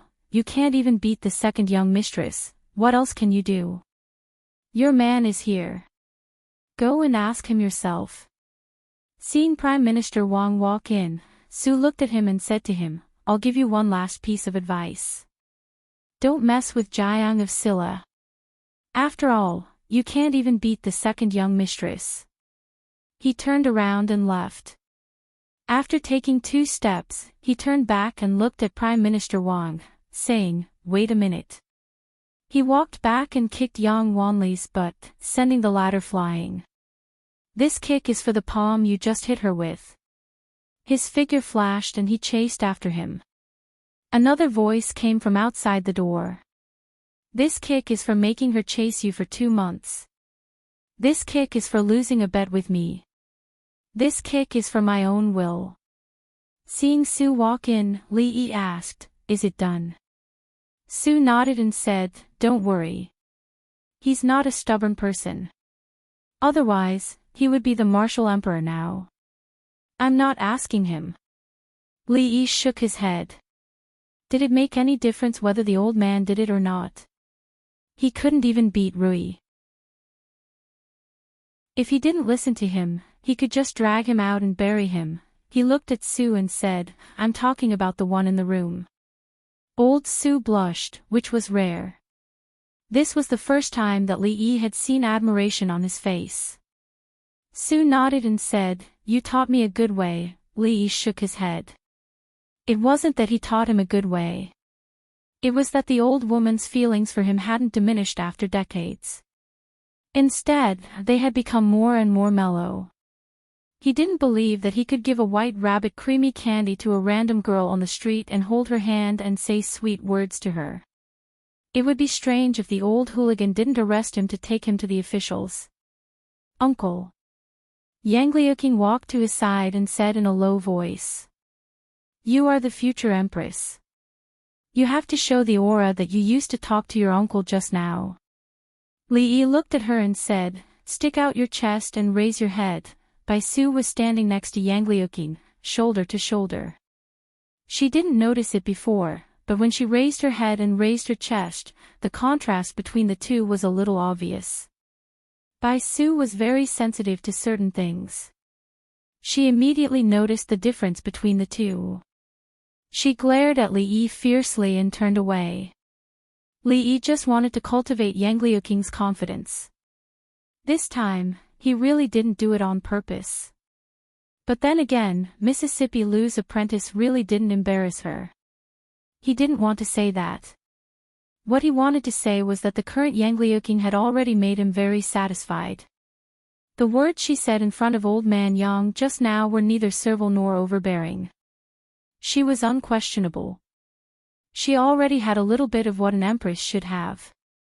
On one side, Yang Liuqing raised her chest and raised her head. On the other side, Prime Minister Wang was scolded by old man Yang. "What kind of prime minister are you? You actually didn't tell me such a big thing. The former emperor handed King Jing to you. How did you teach him? How did you teach him to be like this? How did you face the former emperor?" After scolding Prime Minister Wang, Yang Wanli finally vented his anger. He strode over, looked at Li Yi and said, "Jiang of Silla, come in with me." "Don't worry." Li Yi faced Yang Liuqing's worried eyes and followed Yang Wanli into a room. "Yang Fu can't be the emperor." Without waiting for him to speak, Li Yi went straight to the point. "I'm the one who gave them their weapons. I'm the one who gave them Sky's punishment. I'm also the one who gave them the Red Barbarian Cannon. I'm also the one who came up with their revolutionary plans. Do you think that I did all of this because I have too much money to burn?" Yang Wanli looked at him and said aggressively, "You gave her weapons, Tianfa, and the Red Barbarian Cannon. You helped her make a plan to make her the next emperor of the Wu Kingdom. You must have a motive for everything you do. If you didn't do all of this because you have too much money to burn, then tell me, what are you after?" Li Yi really wanted to tell him that he actually did all of this because he had too much money to burn. Yang Liuqing was Rui's disciple and his martial nephew.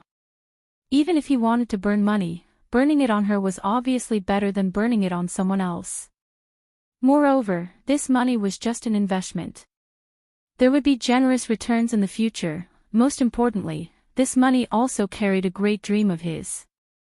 Of course, none of this had anything to do with this old man.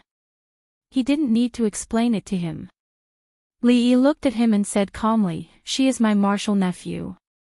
I am willing to help her. You don't have to worry about me, you must have a motive for giving. Yang Wanli looked at him and a thoughtful expression appeared on his face. After a moment, he seemed to realize something. He suddenly slammed the table and said angrily, "You beast! She is your martial nephew." Chapter 1102.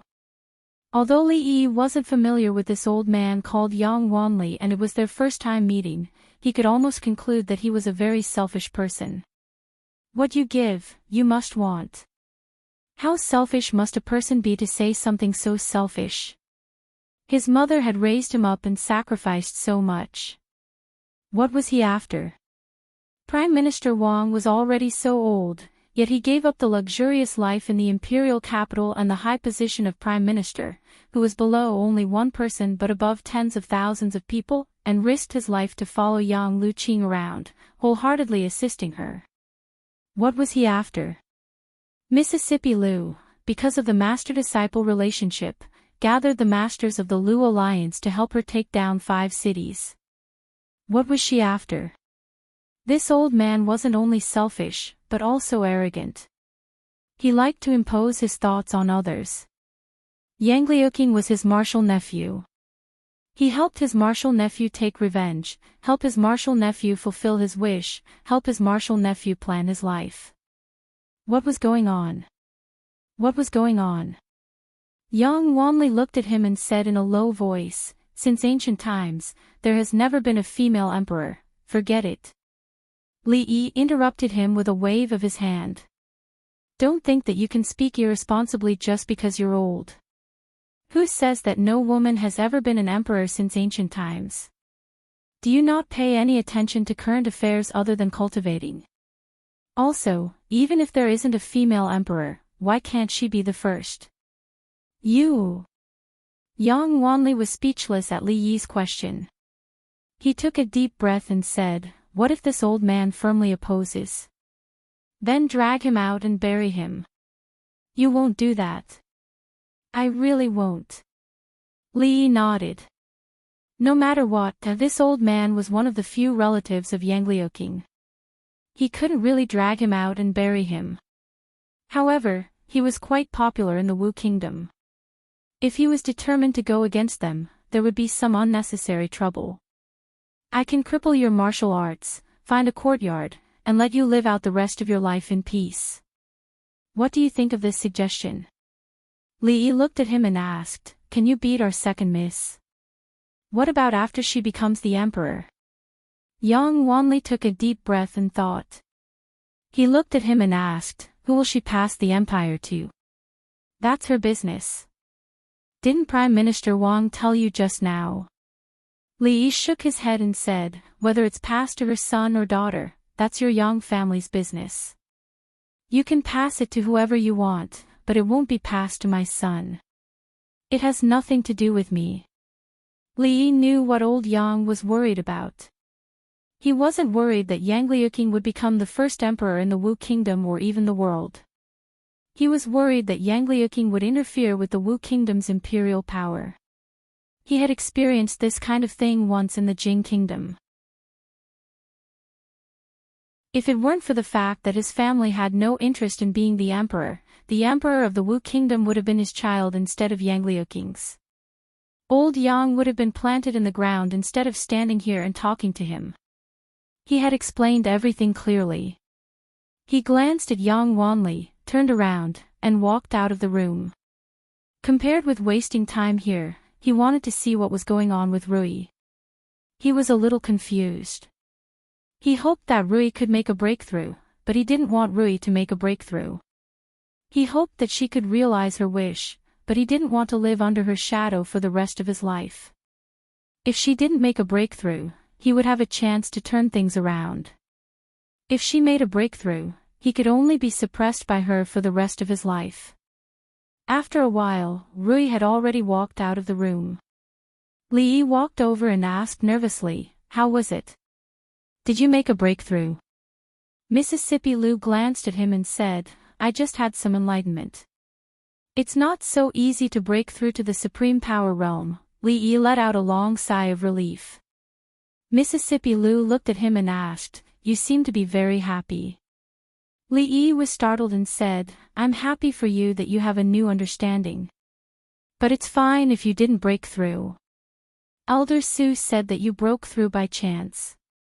After a while, let's go out and enjoy the scenery.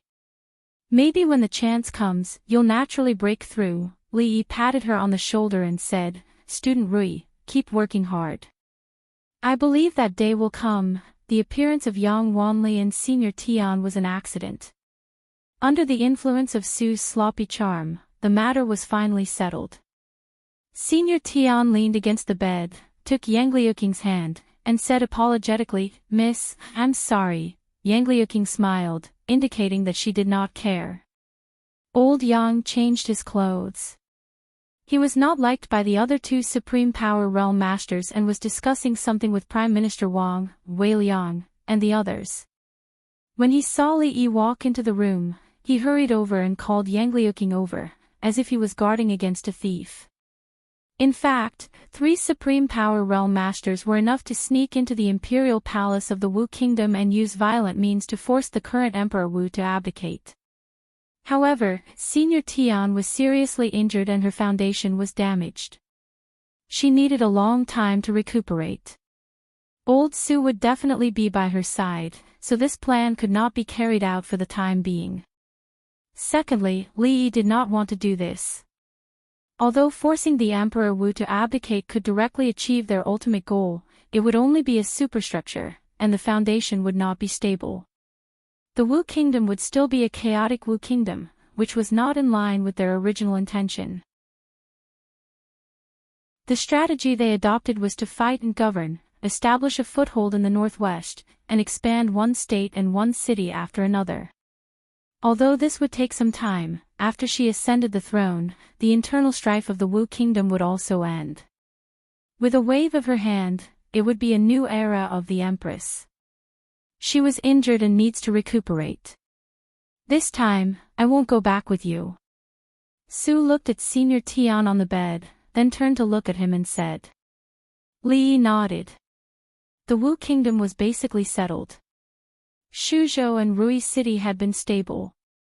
Su would stay here to take care of Senior Tian and protect Yang Liuqing at the same time, in case old Yang regretted it. Since he had taken the initiative to suggest it, there was no need for him to say it himself. In fact, they did not have anything important to do next. They would probably go sightseeing, travel around various countries, fulfill Rui's Jianghu dream, and accompany Rui and the others. Of course, in the process, whether it was the Qi Kingdom or the Jing Kingdom, there were still some things that needed to be settled. Of course, these were all things that needed to be planned after they returned to Rui City. Su thought for a while, then looked at him and asked, "You are going to the Qi Kingdom, right?" Li Yi nodded slightly. It was a must to go to the Qi Kingdom. The business in the Qi Kingdom had been handed over to Miss Lin. Even he himself did not expect that he would be a hands-off boss for 4 years. Every year, the silver shipped from the Qi Kingdom accounted for more than 10% of the total income of the mansion. It seemed to be only 10%, but it was already a very terrifying number. In these 4 years, apart from a regular letter, he had no other contact with Miss Lin. In addition, it was time to settle the grudges with the Taoist nun and the holy religion. Su looked at him and said, "If there is any news about the Taoist nun, let me know immediately." Su was a very strange person. He had suffered so much in the past, and the main culprit was obviously second great uncle, but he could not forget the Taoist nun, thinking day and night of teaching her how to be a good person. This was a typical case of bullying the weak and fearing the strong. What Taoist nun? The old woman leaning against the headboard suddenly asked. A female grandmaster. Li Yi thought for a while, then said, "She is old friends with Su." A female grandmaster. Elder Tian's eyes moved. He looked at Su and asked, "If there is any news, I will let you know immediately." "Do you really want to see her?" "Yes." Su nodded, then gritted his teeth and said, "Even in my dreams." Li Yi sighed, then turned and walked out of the room. As a single dog who had been single all his life, there were some things that he could not teach him if he did not experience them himself. Today's lesson should be able to let him understand a little. When faced with extreme situations, he should erupt with a strong desire to survive, and not a strong desire to die. Chapter 1103. Su seemed to have understood something. When he walked out of the room, his expression was one of astonishment and contemplation. He looked at Li Yi, who was standing in the courtyard, and asked, "Why is she angry?" Su's question was very good. Why is she angry? Why is she still angry? Why is she angry again? These were three world-class philosophical questions, each more difficult than the last. Countless scholars, ancient and modern, Chinese and foreign, had studied these questions, but none of them had come to a conclusion. This was an unsolvable problem. When she was angry, the only way to survive was through a strong desire to live. Li Yi thought for a moment and said, "Never tell a woman that you miss another woman in front of her, even if you don't treat her as a woman, or even as a person." Su was confused. "But that damned Taoist nun is my enemy. First of all, she is a woman that you dream of." Li Yi looked at him and said, "Other than Elder Tian, the only woman you dream of is your mother. But my mother passed away decades ago. So there are no exceptions." Li Yi felt that he had made it clear enough. If Elder Su still did not understand the deeper meaning behind his words, then he was not prepared to teach him anymore. It would be more dignified to talk about a smart, naive, and adorable student like Shou Ning. If he were to talk about a student with such poor comprehension skills, he, the great King Jing, would not be able to bear the embarrassment. Su nodded as if he understood. He asked, "Then why didn't you stop me just now? If I had stopped you, you would never have realized this problem." This actually involved a higher level of knowledge that he did not understand at the moment. In the past few years, Li Yi had used his own experience to explain that the desire to live was not innate. It was a precious experience that he had learned through constant courting death and experiencing many successes and failures. If he was already a king in this aspect, then Elder Su was just a LVL1 rookie. He still had a long way to go in terms of leveling up, and it was bound to be interspersed with countless blood and tears. Su thought for a moment and nodded. He said seriously, "Teach me a little more."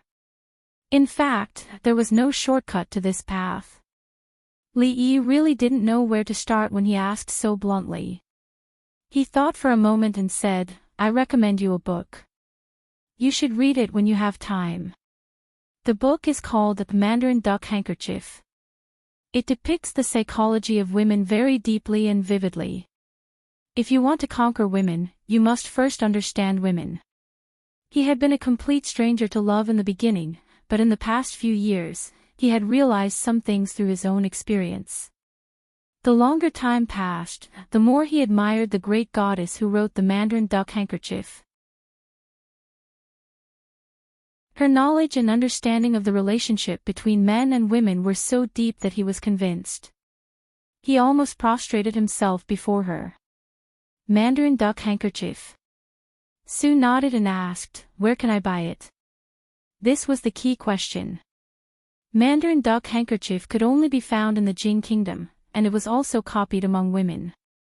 It was forbidden to be sold on the market. She only knew Mississippi Lu had it. She would ask for him later. "I'll ask for you later."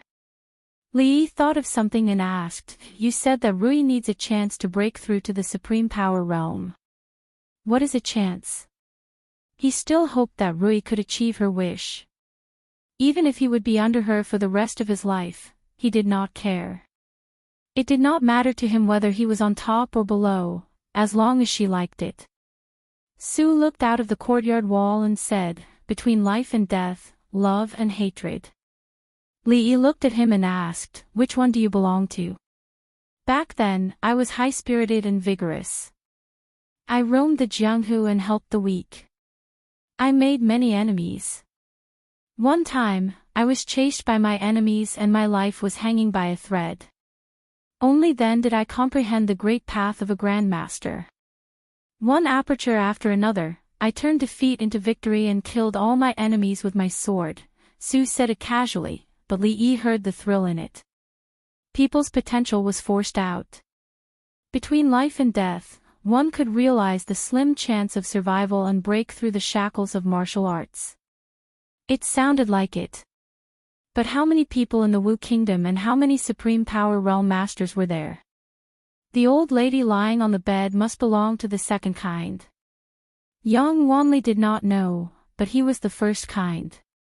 There were so many people who practiced martial arts in the Wu Kingdom, but there were only 2 people who broke through to the Supreme Power Realm between life and death. What about the others? Those who did not break through were all dead. Li Yi did not want Rui to choose the first way.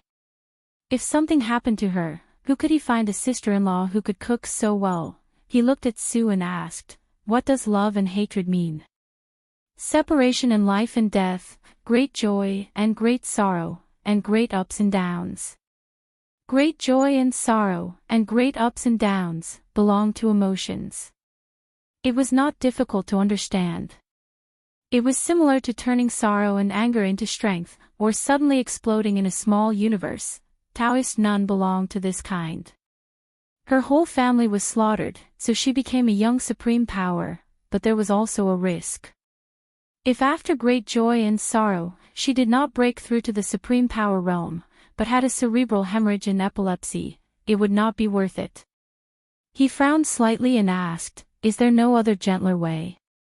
"That depends on your luck."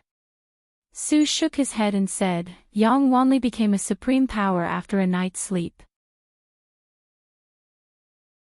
As far as I know, your wife did not spend much effort to become a supreme power.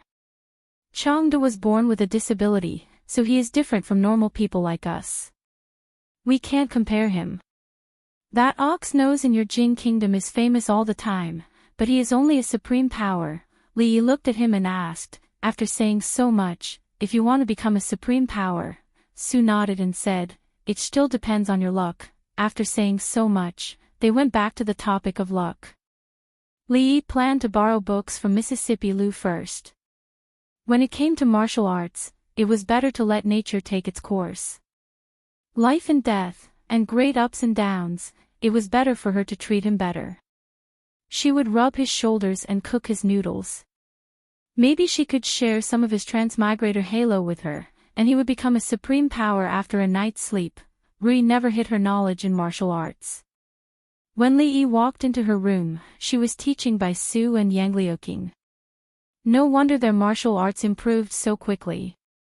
Rui always gave them special lessons, helping them step by step and teaching them personally. It would be strange if he could leave them behind. He walked to the bedside and said, "Rui, lend me the book under your pillow." Mississippi Lu was busy. She looked up and asked casually, "What book?" "The Mandarin Duck Handkerchief." Li Yi lifted her pillow and said, "The one you made notes on, the one you wrote a lot of thoughts in." Where did it go?" Mississippi Lu stood up abruptly and looked at him with a face full of shame and anger. "You went through my stuff. I accidentally saw it once. What are you so nervous about?" Li Yi glanced at her and said, "It's not me who wants it, it's Su who wants to read it. You can lend it to him. When Elder Tian recovers, he can provide you with another grandmaster to practice with." "I threw it away." Mississippi Lu glared at him, the anger in her eyes still lingering. "Threw it away?" Li Yi shook his head. "It would be a waste to throw it away." She looked at Yang Liuqing and asked, "Do you have this book?" Yang Liuqing's face turned red. She would not lie. It seemed that she did have it. Li Yi was about to ask again, but she lowered her head and said softly, "I left it in Rui City." "I didn't bring it," Li Yi looked at Bai Su. Bai Su took out a thin book from her sleeve and threw it to him. She said lightly, "Remember to return it to me after reading it." The white heroine was indeed forthright. Li Yi handed the book to Elder Su and told him to keep it safe. After he finished reading it, he realized a problem. The Mandarin duck handkerchief was the ancient version of the 36 stratagems for catching a man. It taught women how to pick up men. Why did Bai Su read this kind of book? Did she also want to understand women's minds? It was unnecessary. If she had the time, she might as well learn how to pick up girls from him. However, the Mandarin duck handkerchief could be called the emotional textbook for women in the Jing kingdom. It was too widely spread. In the past, he only knew that Xiao Huan and Xiao Chui had it. He did not expect that even Rui and Yang Liuqing could not avoid it. Even Bai Su carried one with her. He wondered if Mingzu had it. The strange thing was that Rui, Ruoqing, and Zuimo had been with him day and night, but he had never seen them read it. During the meal, Li Yi finally asked this question. Rui looked at him, shook her head, and said, "I've heard of the Mandarin duck handkerchief, but I've never seen it." Ruoqing also shook her head slightly and said, "I've seen it with a sister before. I flipped through a few pages, but then I was delayed by something, so I didn't read it again." "Why do you ask this?" "Nothing. I'm just asking." Li Yi put their favorite dishes in their bowls. Looking at Mississippi Lu and Yang Liuqing opposite him, he thought that nothing could be biased. After all, Rui and Ruoqing were different from single dogs who had no partners.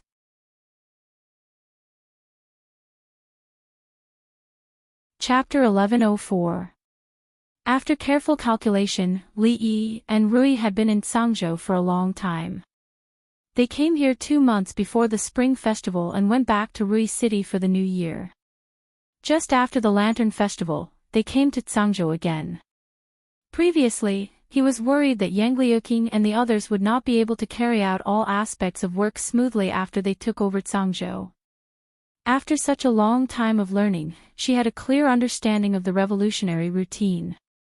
Since she could be a good leader, Li Yi had nothing to worry about. With old Yang and Su watching over her, Li Yi no longer had any concerns about her safety. After staying in Cangzhou for a few more days, it was the day of departure that Li Yi and Rui had discussed. Zuamo and Li Mu were still waiting for them in Rui City, so it was not good for them to stay in Cangzhou for a long time. Moreover, the Wu Kingdom's worries were gone, and there would not be any problems in the following development. Li Yi had no reason to stay here. "Senior sister, goodbye." Li Duan sat in the carriage, lifted the curtain, and waved at Yang Liuqing vigorously. Yang Liuqing was his senior sister in name, but in fact, she was half his master. Rui only spanked him when he was disobedient, and the usual teaching was done by Yang Liuqing. Rui and Ruoqing got on the carriage, and Mississippi Lu, Bai Su, and Yang Liuqing talked. Bai Su was not the #1 master under Mississippi Lu, but she did grow the fastest. Whether it was martial arts or broad-mindedness, she was deeply trusted by Mississippi Lu. It was not too much to call Bai Su her right-hand man. Senior Tian still needed a long time to recuperate, but small-scale activities were not a problem. She stood with Su and saw them off. "I'll look for you after she recovers." Su took a few steps forward and said. Then, he lowered his voice so that only he and Li Yi could hear and whispered, "If there's any news about Taoist Nun, send me a letter immediately." Actually, he did not have to speak so softly. Senior Tian's body had not yet recovered, so he could not hear what he said. Li Yi looked at him and said, "Before I leave, I want to teach you one last principle." Su nodded and pretended to listen attentively. Whatever Li Yi taught him, he followed it as a philosophy of life. Never trust others unconditionally.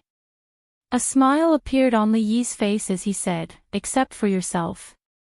A puzzled look appeared on Su's face. "What do you mean?" Li patted him on the shoulder and said with a smile, "Don't worry. If there's any news about Taoist Nun, I'll send you a letter immediately." Li did not deliberately lower his voice, so it was clear. When he felt a sharp gaze behind him, which made his back feel a little cold, Su finally understood what Li wanted to teach him. He narrowed his eyes and gritted his teeth. "I'll remember it." When Li turned around and was about to leave, he clearly saw that the old man named Yang Wanli let out a sigh of relief. He wanted to tell him that he was thinking too much and that he had no interest in the Yang family's Wu kingdom at all. But after thinking about it, he gave up. He liked to guess, so let him keep guessing.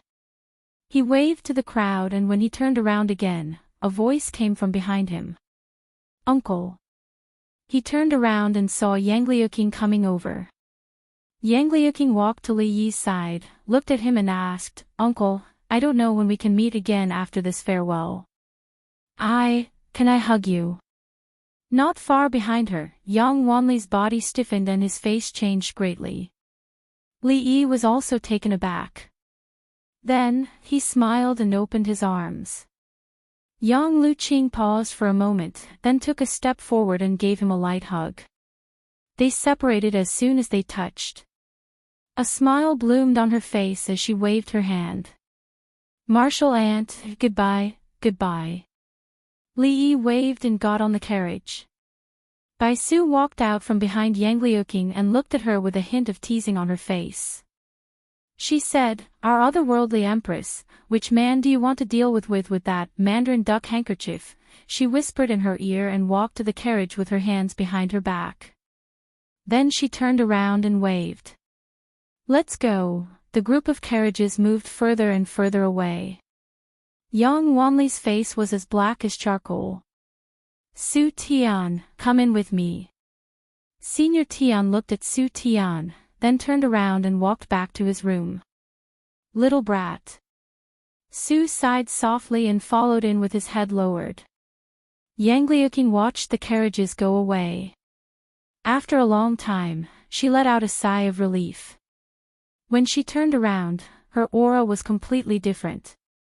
She looked at Wei Liang and Chen Qing standing behind her and said, "Send a letter to the provincial governors of Su Prefecture and Chen Prefecture. I will only give them 3 days to consider. If they don't surrender in 3 days, they won't have the chance to surrender anymore." Wei Liang knelt on one knee and cupped his fists. "Understood." It had been a few days since Li Yi returned to Rui City. Rui, Zuamo, and even his godmother felt that Sangzhou was a place of slaughter. Countless souls had died on the battlefield, so they didn't want Li Mu and Yongning to stay there for long. After not seeing him for a few months, little Li Mu really missed him. She even wanted to sleep with him. It was said that daughters and fathers were close, and this was true. This matter made Zuamo very jealous. After all, she was the one who gave birth to Li Mu and had always been by her side.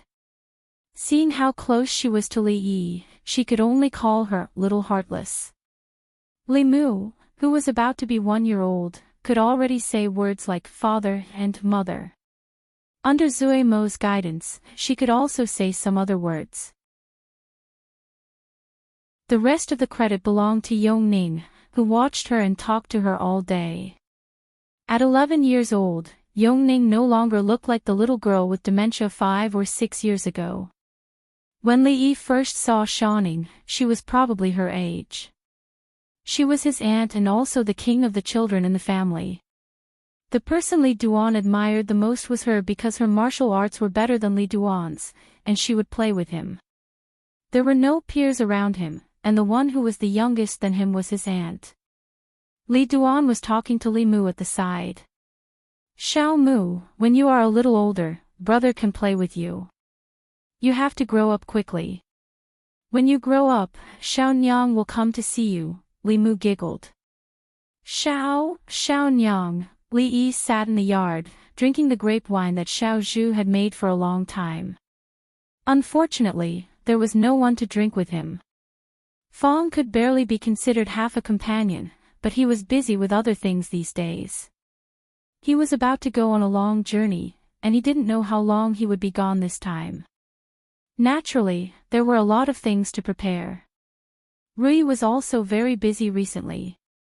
Before she left, she needed to pick some people to go with her, and the matters in the league had to be arranged properly. Baisu also liked to drink, and as her chest became more and more erect, her attitude towards him became better and better. Unfortunately, she followed behind Mississippi Lu all day long, and Li Yi really couldn't find anyone for a while. He sighed and raised the wine cup. Halfway through, he suddenly put it down and lightly slapped his palm behind him. The two palms collided, and Li Yi felt as if his palm had fallen into a ball of cotton, unable to advance or retreat. In just an instant, he understood two things. First, the other party had no ill intentions. Second, the other party's strength was far superior to his, and it could even be said to be heaven and earth apart. A sinister voice came from behind him. "Not bad, I haven't seen you for a few years, and you haven't slacked off in martial arts." The voice was very familiar, but he hadn't heard it for a few years. Li Yi was stunned for a moment, and the next moment, a smile appeared on his face. He looked at Fang, who had just walked into the yard, and laughed loudly. "Bring the wine, the strongest kind."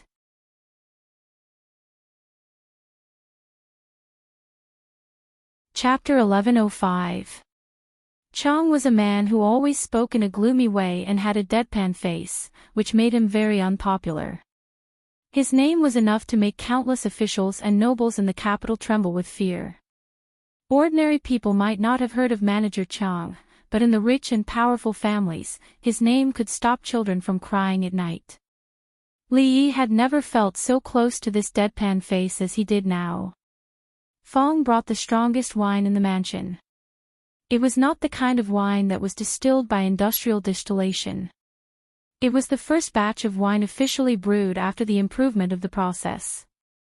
"I've been to a lot of places and drunk a lot of wine in the past few years. Your wine is the best to my taste."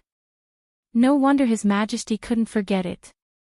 Chang didn't drink like Fang and the others, who drank with their heads raised. After drinking, a small part of the wine was spilled on his neck and body. He drank cup by cup, and sometimes he savored it carefully. He didn't waste a drop. He had followed the former emperor for most of his life, so he always talked about him. After drinking a few cups, Li slowed down and asked, "Where have you been these years?" Chang refilled his cup and said, "Everywhere, north and south of the Yangtze River. His Majesty had a wish when he was alive. He wanted to go to every state and every county in the Jing Kingdom. His Majesty is gone, so only I can fulfill his wish." The former emperor once said that he wanted to go to every state and every county in the Jing Kingdom, so Chang's footprints had been to every state and every county in the Jing Kingdom. With such a loyal servant, the former emperor's spirit in heaven should be very happy. Li Yi took a sip of wine and asked, "What's your plan next?" "The world is so big, but this is the only place that is interesting. I plan to stay here and teach a few disciples. I'll enjoy a few years of peace and happiness." "What do you think, Your Highness King Jing?" What was there to think about? Li Yi agreed with both hands and feet. Chang was a guru and one of the best among the gurus. He was as rare as the feathers of a phoenix or the horns of a qilin. Compared to a guru, the national first-class protected animals paled in comparison. Once old Tian recovered from his injuries, and with the addition of Su, Li Yi counted with his fingers, it would be incredible. If he could also capture old Taoist Yuan, their family would have the 5 unparalleled masters. This was not even considering second great-uncle or Rui, who was half a step into Grandmaster. In the future, we can turn Rui City into a retirement home for the Grandmasters. High benefits and pensions will provide a strong guarantee for these lonely old heroes in their later years. We welcome all the Grandmasters to settle down here, Grandpa Chang. Yongning ran over from afar with a smile on her face. Her voice was crisp and filled with joy. Your Highness Yongning. Changde looked at her and revealed a rare smile. Your Highness has grown so tall in just a few years. Li Duan followed behind Yongning. He had seen Chang when he was young. However, he was too young at that time and probably did not have much of a memory of him now. He looked at him curiously. This is your duenna, isn't it? Changde grabbed his arm and squeezed it. He nodded and said, his foundation is not bad. He's a good seedling for martial arts. He extended his hand and searched Li Duan's body from head to toe. When his hand reached his crotch, Li Duan finally could not help but run away. He hid behind Yongning and looked at Changde with fear in his eyes. Not bad, not bad. Chang repeated the word not bad a few times. This was extremely rare. Dragons would give birth to dragons and phoenixes would give birth to phoenixes. Rui had broken through to Grandmaster at a young age. Naturally, her son would not be bad either. Su had also said that his son's foundation was very good and much better than his father's. During this period, under the awe of Mississippi Lu, he had been exceptionally diligent in his cultivation. Rui and Su would often give him pointers. There was no shortage of grandmasters around him. His future achievements would not be too low. Chang looked at him and said, I have never accepted a disciple in my life. I don't want my martial arts to be lost. Your son has a good aptitude. It won't be a disgrace to my name if I accept him as my disciple. What do you think? It was naturally good to have a grandmaster as a disciple. However, Su had also expressed the intention to accept Li Duan as a disciple when he was a little older. Li Yi hesitated for a moment and asked, Master. I don't need to purify my body, right? Li Duan tugged at Yongning's sleeve curiously and asked, Little aunt, what is purifying my body? Yongning shook her head and said, I don't know either. Li Yi carried Li Duan over and whispered something in his ear. Li Duan's eyes widened. He jumped down from his legs and ran outside quickly. He was a man. Only those with a small penis were men. He did not want to cut it off. Even if this old man was very powerful, even if he was more powerful than his aunt, he would not cut it off. Li Yi watched him run out and said, Su has the same idea. Let's wait for Li Duan to grow up a little, that Su guy. Chang frowned and said, that Su guy's martial arts are lousy. How can he be compared to me? Li Yi knew about the grudge between Su and Chang. A few years ago, he had personally witnessed the battle that involved a man's pride. That battle ended in a draw. Since then, Su had been looking for trouble at second great uncle's place every day. He was no longer the Su Tian from 3 years ago. Chang had been touring the world these few years. He did not know if he had achieved a breakthrough. He did not have the heart to tell Chang that Su was different from him now. He was old and had a sunset glow. When Elder Tian recovered, the two grandmasters would join forces and teach him a lesson in a matter of minutes. If old Yang's love-hate gay friend was added to the equation, Chang's chances of winning were close to zero. Changde looked at Yongning, who was chasing after Li Duan, and nodded. He said, You have taken good care of Her Highness Yongning these few years. You did not let His Majesty down. Li Yi cupped his hands. It's my duty, but what about Her Highness Emingzu and Shaning? Changde changed the topic. He furrowed his brows and asked, You left them in the capital for many years while you enjoyed yourself here. What did you promise His Majesty back then?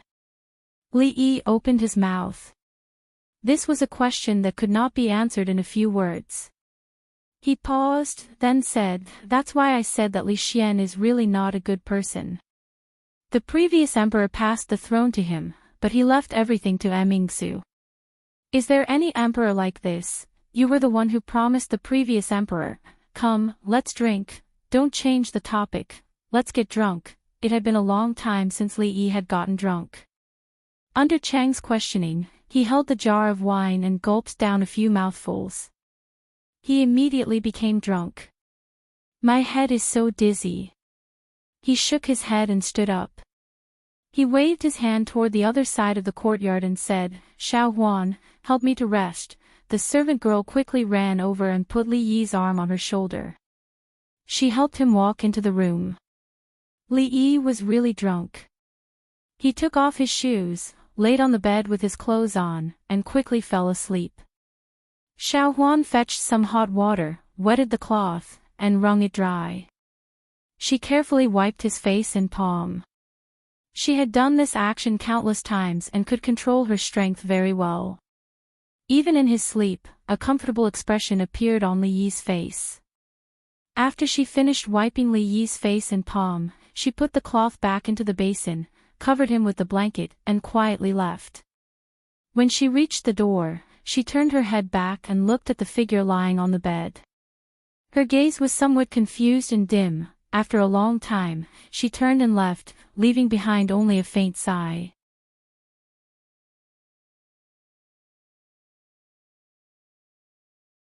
Chapter 1106. The difference between a good wine and a bad wine was the taste and the headache after a hangover. The wine he drank with Chang yesterday was his treasure. He didn't even want to let Xiao Zhu experiment with it. When he woke up in the morning, he only had a slight headache. Xiao Huan wet the towel and walked over to help him wipe his face. Li Yi took the towel from her hand and said, "I'll do it myself." He wiped his face. Xiao Huan took the towel from his hand and put it back in the basin. She turned and walked out. When he put on his clothes and got out of bed, he felt that something was wrong. It wasn't the first time he had this feeling. Ever since he came back from Cangzhou, he felt that something was different. But when he thought about it carefully, he couldn't remember what it was. He sat at the table and frowned. This feeling made him very uncomfortable. He woke up late this morning. Rui and the others had already finished breakfast. Xiao Huan brought the heated food in, put it on the table and walked out. Li Yi picked up the chopsticks. Halfway through, his expression froze. He knew where the difference came from. Quiet, too quiet. In the past, when he woke up, Xiao Huan would stand by the bed and hand him a towel. When he wiped his face, she would tell him about the new things that happened between the maids and the Fu. When he ate, Xiao Huan would sit beside him or across from him. She would hold her chin with one hand or both hands and watch him eat in a daze. When he found out, she would smile foolishly and her eyes curved into crescent moons. When he was writing in the study, she stood by the side to grind the ink. After she was done, she walked behind him, put her hands behind her back, and tiptoed to see what he was writing, even though she didn't recognize many of the words, not anymore. She would still hand him a hot towel in the morning, but she wouldn't sit across from him when he ate. When he was in the study, she would grind the ink and leave by herself for fear of disturbing him. Several times, Li Yi saw her sitting alone in the courtyard in a daze. Xiao Huan used to be in a daze, but it was rare for her to be in a daze for several hours like recently. Li Yi felt a little guilty. Ever since he arrived in Shuzhou 3 years ago, he had been tossing and turning in the chaotic land and the Wu Kingdom. He rarely had any free time. She loved to listen to him tell stories. How long had it been since he last sat in the courtyard and let her massage his shoulders while he told her a story? It was so long ago that he could no longer remember it clearly. Xiao Huan's significance to him was irreplaceable. Xiao Chui could not, Xiao Zhu could not, even Rui could not. When he first came to this world, when he was at his most hesitant and helpless, the one who was always by his side, was actually not Rui, nor was it Rui. The Xiao Huan at that time was still a silly and adorable little maid, only knew how to circle around him, liked to listen to his stories, liked to eat the food he cooked. She was always chattering and seemed to have endless things to say. When did she become so reticent? Rui walked in from outside and sat beside him. She said softly, "Hubby." Li Yi raised his head. She looked over and asked, "Hubby, do you know what day it is tomorrow, March 21st?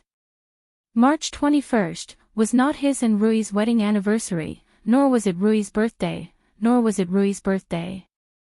March 21st was Xiao Huan's birthday." Li Yi's face was full of regret. If it wasn't for Rui's reminder, he actually forgot about Xiao Huan's birthday. Rui saw the expression on his face and knew that he had remembered. She looked at him and said softly, "After this birthday, Xiao Huan will be 20 years old." Li Yi sighed softly. "Little maid has grown up. Xiao Huan is concubine's Tong Fong maid." Concubine knows hubby felt that Xiao Huan was too young, but after today, she will be 20 years old. If a Tong Fong maid is not a Tong Fong maid, she will be an ordinary maid. Others might not dare to say it openly, but what would they think of her? Rui looked at him, shook her head and said, "These things, Xiao Huan will not tell hubby. Hubby yourself will not think of it." Li Yi's eyes were slightly dazed. In his memory, the little maid was always that little maid with 2 buns or a bun on her head, swaying around in front of him. He did not realize that Li Duan was already 4 years old. Yongning had already grown into a young lady. In a few more months, even if it was measured by the future generation standards, Shanning would be considered an adult. Little maid actually was not a little maid for a long time. Xiao Chui had just coaxed Li Mu to sleep and walked back to the courtyard that belonged to her, Xiao Zhu and Xiao Huan. Xiao Zhu was packing things in the room. She walked in to take a look and came out again. She asked Xiao Huan, who was sitting in the courtyard in confusion, "Xiao Huan, we will be leaving in a few days. Why haven't you packed yet? What are you doing here, eating melon seeds?" "Young master likes to eat, but he doesn't like to eat. I am peeling some for young master." Xiao Huan turned around and smiled. "You guys pack first. I have nothing to pack. I will be done an hour before we leave." Xiao Chui looked at the bowl of melon seeds in front of her and her scratched fingers. She grabbed Xiao Chui's hand and said angrily, "Are you stupid? Your hand is already like this, why are you still peeling?" Xiao Huan pulled her hand back, her eyes curved, smiled and said, "It's okay, you." Although Xiao Huan was usually so gentle, but when it came to things, Xiao Chui could never be stubborn. She went back to the room angrily, looked outside and said discontentedly, "You say, why is this girl so stubborn?" Xiao Zhu came over, sighed and said, "She is stubborn for a long time. Instead of worrying about Xiao Huan, it is better to worry about ourselves. Xiao Huan is much luckier than us. Did you guys hear? Prince and princess are going out again. I heard from Sister Xiao Zhu and Sister Xiao Chui. This time they will be out for a long time. I really envy Sister Xiao Zhu and Sister Xiao Chui. They follow second madam and third madam. They bring them everywhere. They are the servant girls of second madam and third madam. They will serve them in bed in the future. They are not the same as us." "That is not necessarily true. Look at Sister Xiao Huan. She is the princess's servant girl. She has been with Prince for a long time. She has not been taken in as a concubine yet. You guys guess. Could it be that Prince does not like her? I think it is possible. Xiao Huan is not like Sister Xiao Zhu and Sister Xiao Chui. She looks silly. How could Prince like her? All of you shut up." There was Jiang of Silla in the capital, Jiang of Silla in Rui City, and Jiang of Silla in Shu Province. When he left the capital, he left some servant girls to look after the house, took some with him, and left some in Shu Province. In Rui City, the servant girls in the house, only a few had been by his side since he was in the capital, the rest were new recruits. The one who spoke harshly at this time was a servant girl called Xiao Qing. When she was in the capital, she worked in the prince's house, and in this Rui City, she was also the head servant of the house, a small housekeeper. Among the servant girls, her position was only below that of Xiao Huan and the other two. At this moment, her face was full of anger. Looking at the two chatting servant girls, she said angrily, "What have I usually taught you? Is this something you can say?" Perhaps it was because Xiao Qing's usual amiable image had been deeply ingrained in people's hearts.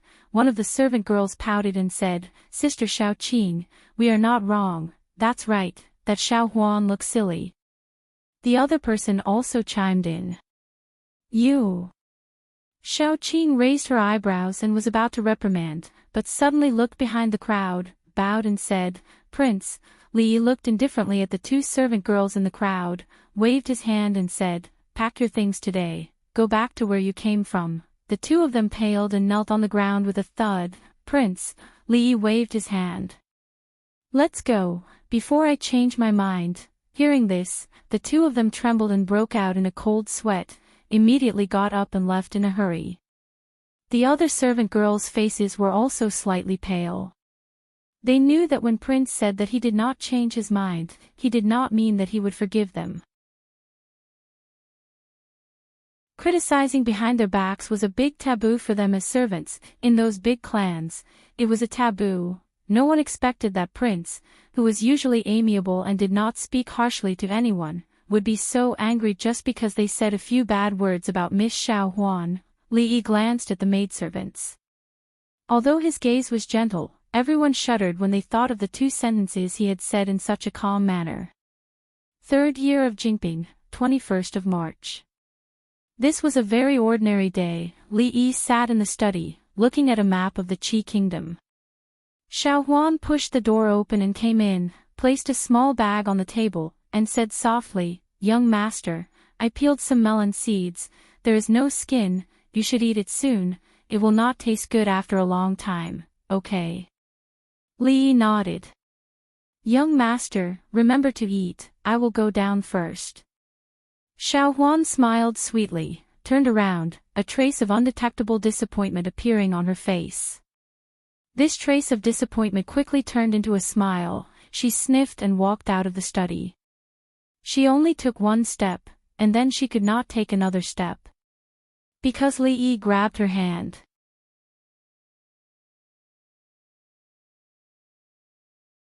Chapter 1107. Son-in-law. Her small hand was held tightly by a big hand. Xiao Huan's body trembled. She turned around and looked at him in a daze.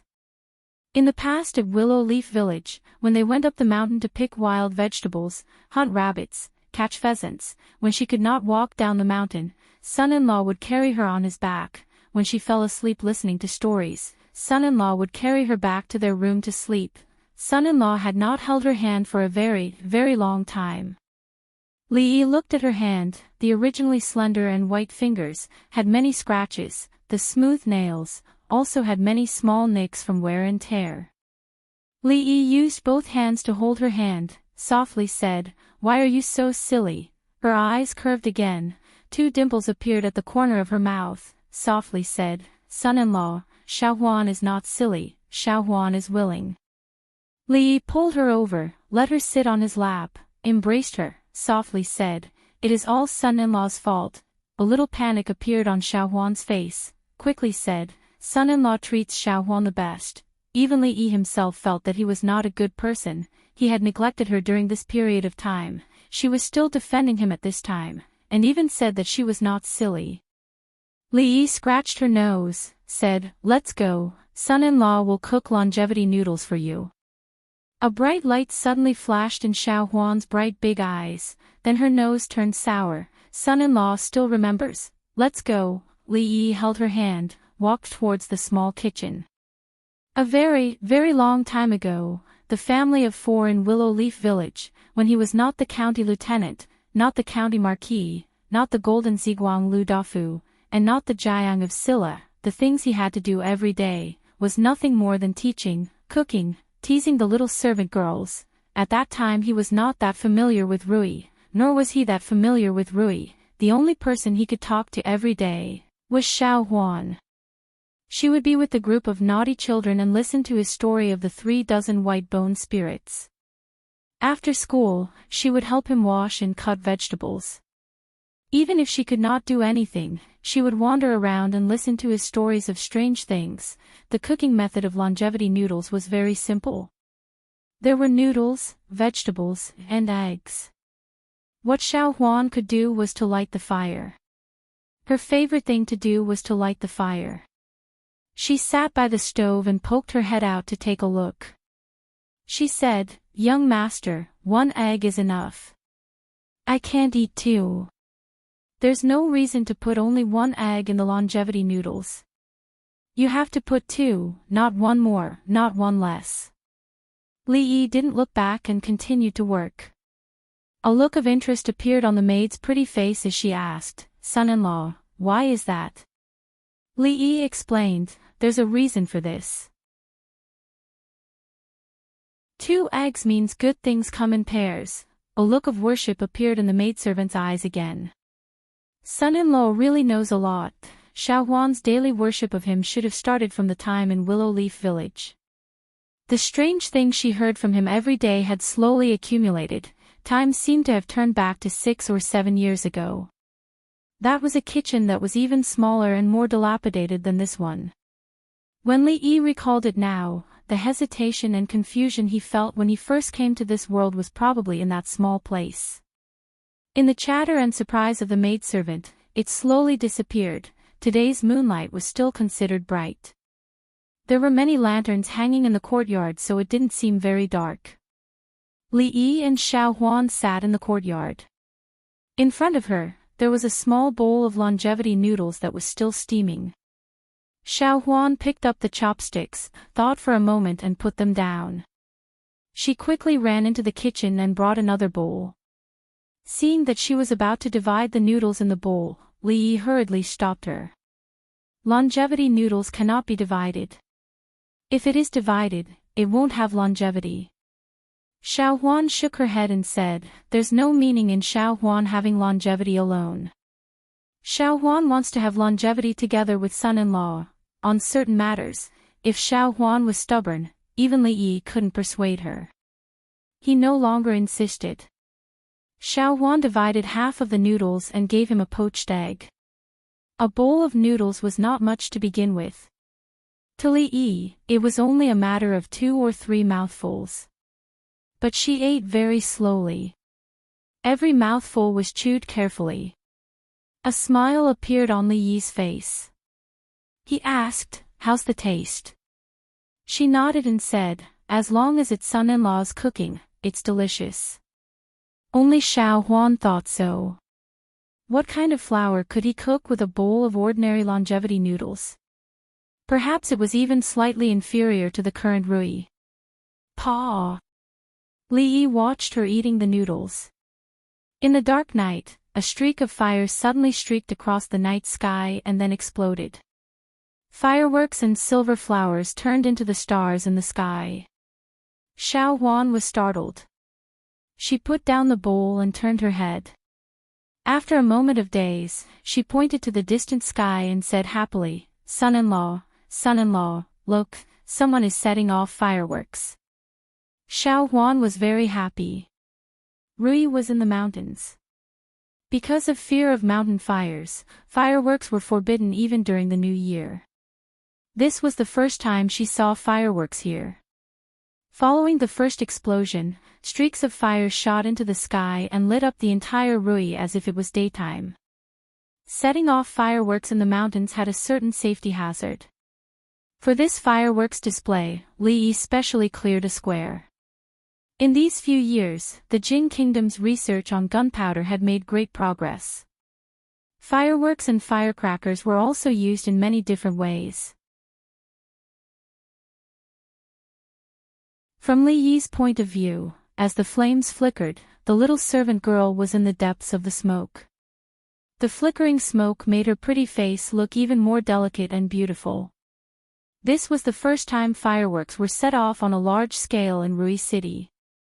Countless people walked out of their homes and went to their courtyards and streets to look at the night sky in the distance. After a brief daze, they began to cheer and shout. The entire Rui City was in an uproar at this moment.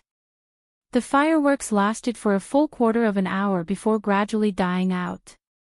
In the night sky, only the 4 words, happiness, longevity, health and peace, were left, lingering for a long time. Xiao Huan looked at the 4 words. After a long time, she came back to her senses. Looking at Li Yi, her eyes were moist and her lips parted. Son-in-law, Li Yi walked over and helped her wipe the tears off her face. He smiled and said, "Don't cry, everyone is waiting for you, everyone." Rui and Rui walked in from outside the courtyard. Rui hugged her and patted her head. "Our Xiao Huan has grown up," Mississippi Lu gave her a sword. It was custom-made for her and had her name on it. Everyone in the Li family practiced martial arts. Xiao Huan was no exception. With so many experts teaching her, she might look weak, but she could beat Li Xian's lousy martial arts. Xiao Chui and Xiao Zhu also sent gifts. The three of them were as close as sisters. Naturally, they couldn't be left out. Even Li Duan had a gift. It was a small person that he had carved with a knife. Although it couldn't be seen that it was a small person, it was still a token of his heart. The people in and out of Rui City might not know whose birthday was on the 21st of March, but they would always remember this day. Because every year on the 21st of March, there would be a grand fireworks display in Rui City. Imperceptibly, it had become a tradition in Rui City. That night, they played very late in the room. When Xiao Zhu and Xiao Chui left, Xiao Huan had already fallen asleep on the table. Li Yi walked into the room and gently carried her. When he walked to the bedside, before he put her down, he saw the little servant girl's eyelashes tremble slightly. Li Yi didn't put her down. He sat on the bedside with her in his arms. He lowered his head to look at her. After a long time, he moved closer to her ear and whispered, "If you don't wake up, I'm going to leave." Xiao Huan's eyes opened immediately. Her face was red. She whispered, "Son-in-law." Li Yi hugged her tightly.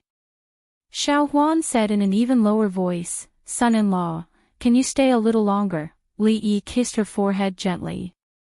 He whispered, "I won't leave today." He felt the body in his arms tremble. Xiao Huan raised her head to look at him, her eyes quickly filled with tears. She hugged Li Yi tightly and leaned her head on his shoulder. She sobbed, "Son-in-law, Xiao Huan. Xiao Huan has waited for you for a long time."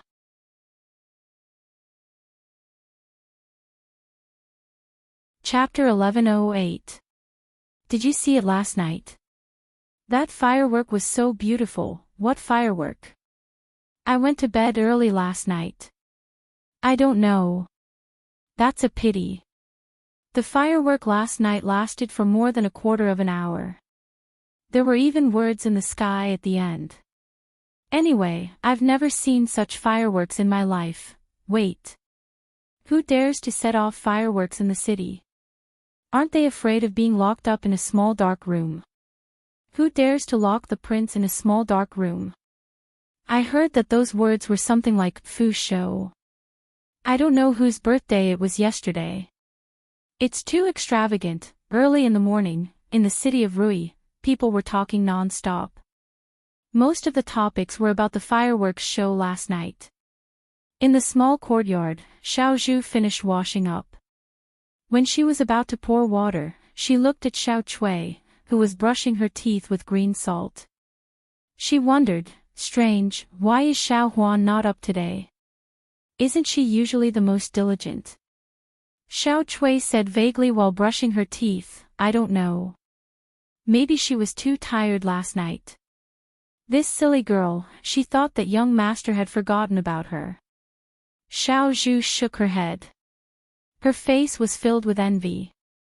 She said, "The fireworks last night were so beautiful." Creak, behind the two of them, a door opened and Xiao Huan walked out. "Hey, Xiao Huan, you," clang. Xiao Zhu didn't have time to pour away the washing water. The basin and water fell to the ground, making a clear sound. Her feet were wet but she was oblivious, her eyes staring at Xiao Huan, or more accurately, staring at her hair that was coiled up high. Xiao Chui also stared at her in a daze. The toothbrush in her hand had already fallen to the ground. Her arms were still moving back and forth. There was a kind of sadness in this world. It was called, when you still had two buns, your sisters who were younger than you already had their hair coiled up, they had been left far behind by their peers and then mercilessly abandoned. They suddenly felt a little sad. Xiao Zhu picked up the copper basin. Xiao Chui picked up the toothbrush and silently walked back to the room. Xiao Huan looked at them, blushing. She whispered, "You, fourth madam, let us be quiet." The two turned around and said in unison. Li Duan, who was only 4 years old, still didn't understand some things. For example, he couldn't understand why he had to call Aunt Zumo and Ruoqing Aunt at first, but later on, he had to call them mother. He also couldn't understand why Aunt Ruoqing had to call them mother in the future. If he didn't understand, he would ask. That was why he came to ask Li Yi. This. Li Yi thought for a moment, patted his head, and said, "Children should be obedient, don't ask so many questions." A child's curiosity was very strong. Li Yi's answer obviously did not satisfy Li Duan. He thought for a moment, and his eyes turned. Suddenly, he said, "Father, I know. Is it true that we call them auntie first, then mother?" Li Yi nodded. Li Duan would understand these things in the future. As long as he answered him perfunctorily now, it would be fine if he didn't run over and ask questions. Then when should I call auntie mother? Li Duan's face revealed a look of anticipation. He asked, "If auntie becomes mother, will she still spank me?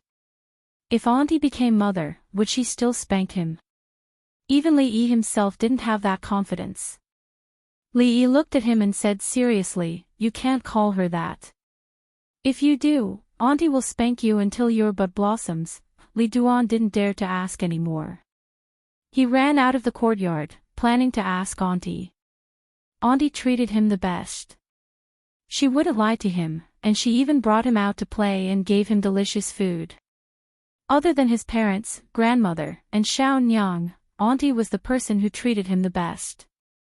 He ran into a small courtyard and saw a white-haired old man standing in the courtyard.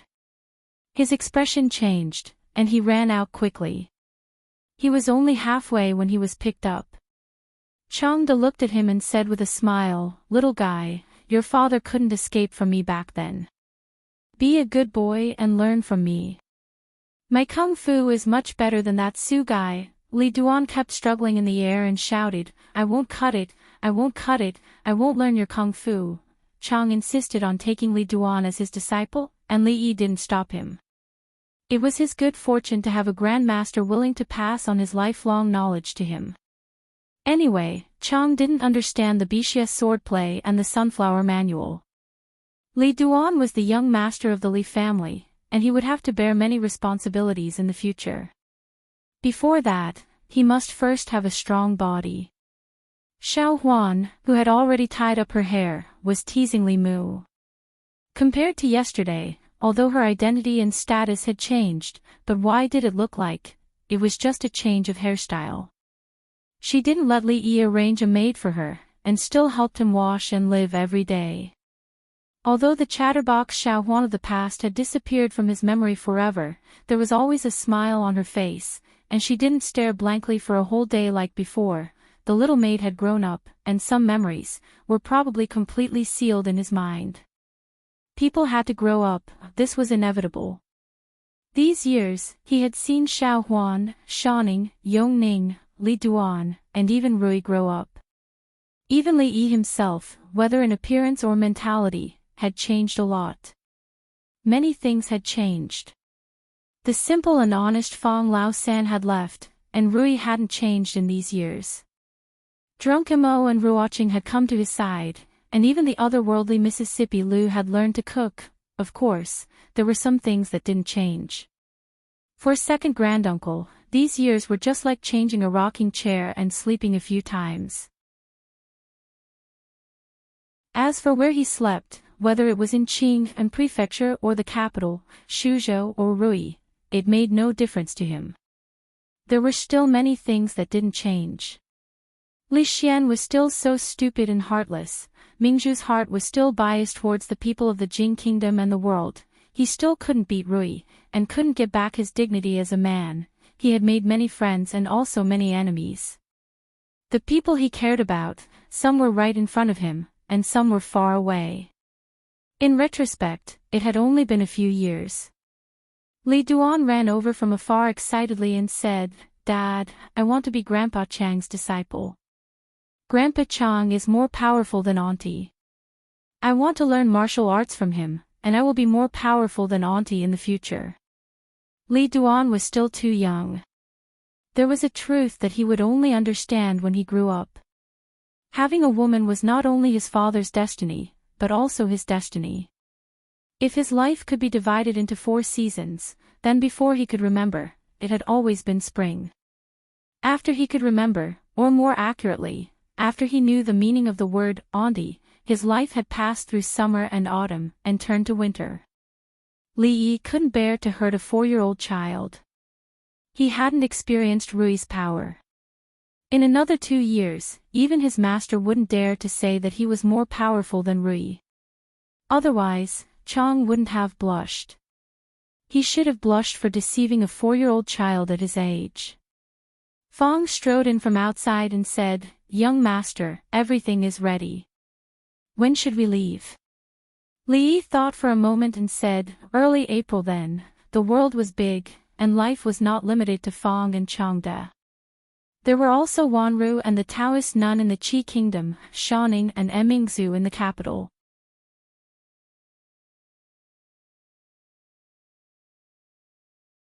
Chapter 1109. A long time ago, Li Yi had been planning a long journey. Since the early years of Jinghe, for a long period of time, their family of 4 had been focused on survival. At that time, he had introduced candied hawthorns, strong liquor, and Ruidu only because he wanted his family to have enough to eat, live in a big house, and not have to worry about their livelihood. Later, when he came to the capital, whether it was to promote various reforms in the Jing Kingdom or to help Emingzu build momentum, they were all half-heartedly welcomed.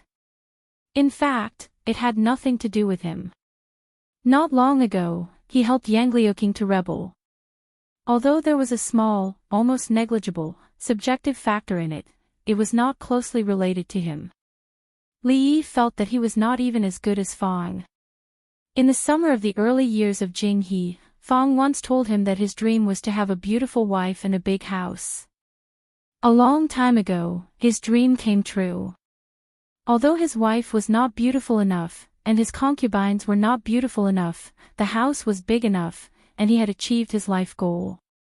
What about himself? Thinking about it carefully, Li Yi did not know what his dream was from the beginning to the end. He did not know before, and he did not know now. In terms of status and power, he had already reached the peak of what an ordinary person could achieve. If he wanted to take another step forward, he would have to rebel and become the emperor. It was impossible for him to become the emperor of the Jing Kingdom. It was even more impossible for him to become the emperor of the Wu Kingdom, the Qi Kingdom, and the Zhao Kingdom. He really had no interest in becoming the emperor. Having reached this step, he did not want to go any further.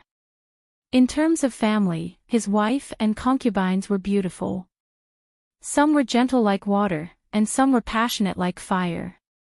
The family was harmonious, and the husband and wife were harmonious. Except that sometimes his waist was weak, he had no other shortcomings. In terms of personal strength, he still had his goal. He did not want to dominate the martial arts world, and he did not expect to surpass Rui in his lifetime. He only wanted to become a guru before Rui and Emingzu, and teach them how to be a qualified sister-in-law and a qualified princess. It was a pity that this was his only dream, and it was hopeless. Rui and Mingzhu's breakthrough depended on luck, but he depended on fate. Therefore, he could only pursue other things. For example, when they were free, they could walk out of Wishful City, out of the Jing nation, and go to other places on this continent to have a look. That way, his trip here would not be in vain. Jinping 3rd year. Wuren 7th year. Xingyuan 27th year. July. Li Xian walked out of his room and scratched his messy hair. Last night, he had pulled an all-nighter to correct a few parameters. He then sent someone to the Academy of Engineering for further adjustments. Li Yi did not send him a red barbarian cannon, but he did send him a blueprint. After some modifications by the Academy of Science, the range and accuracy of the cannon had been improved slightly. Even after a sleepless night, he still looked full of energy. He laid down on the rocking chair outside and took out a letter from his bosom. He muttered, "I can't believe he ran so fast. I wanted to go out incognito again." He received this letter 2 months ago. At that time, Li Yi and his family had left to travel. He had not received any letters in the past few months. He did not say where they went, nor did he say when they would be back. He took the letter back, feeling empty in his heart. He sighed and murmured, "When will these days come to an end?" A figure ran from afar. When he ran to Li Xian, he stopped and said respectfully, "Brother." Li Xian looked at him and asked, "Going to the Women's Academy again?"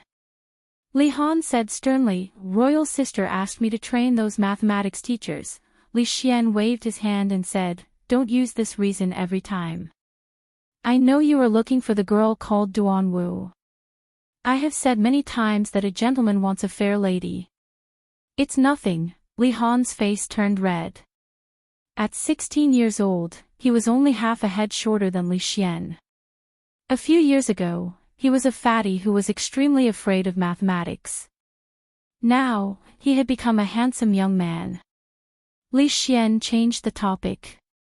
He looked at him and suddenly asked, "Little Han, you are already 16 years old this year, right?" Li Han nodded. Li Xian thought for a moment and said, 16 isn't young anymore.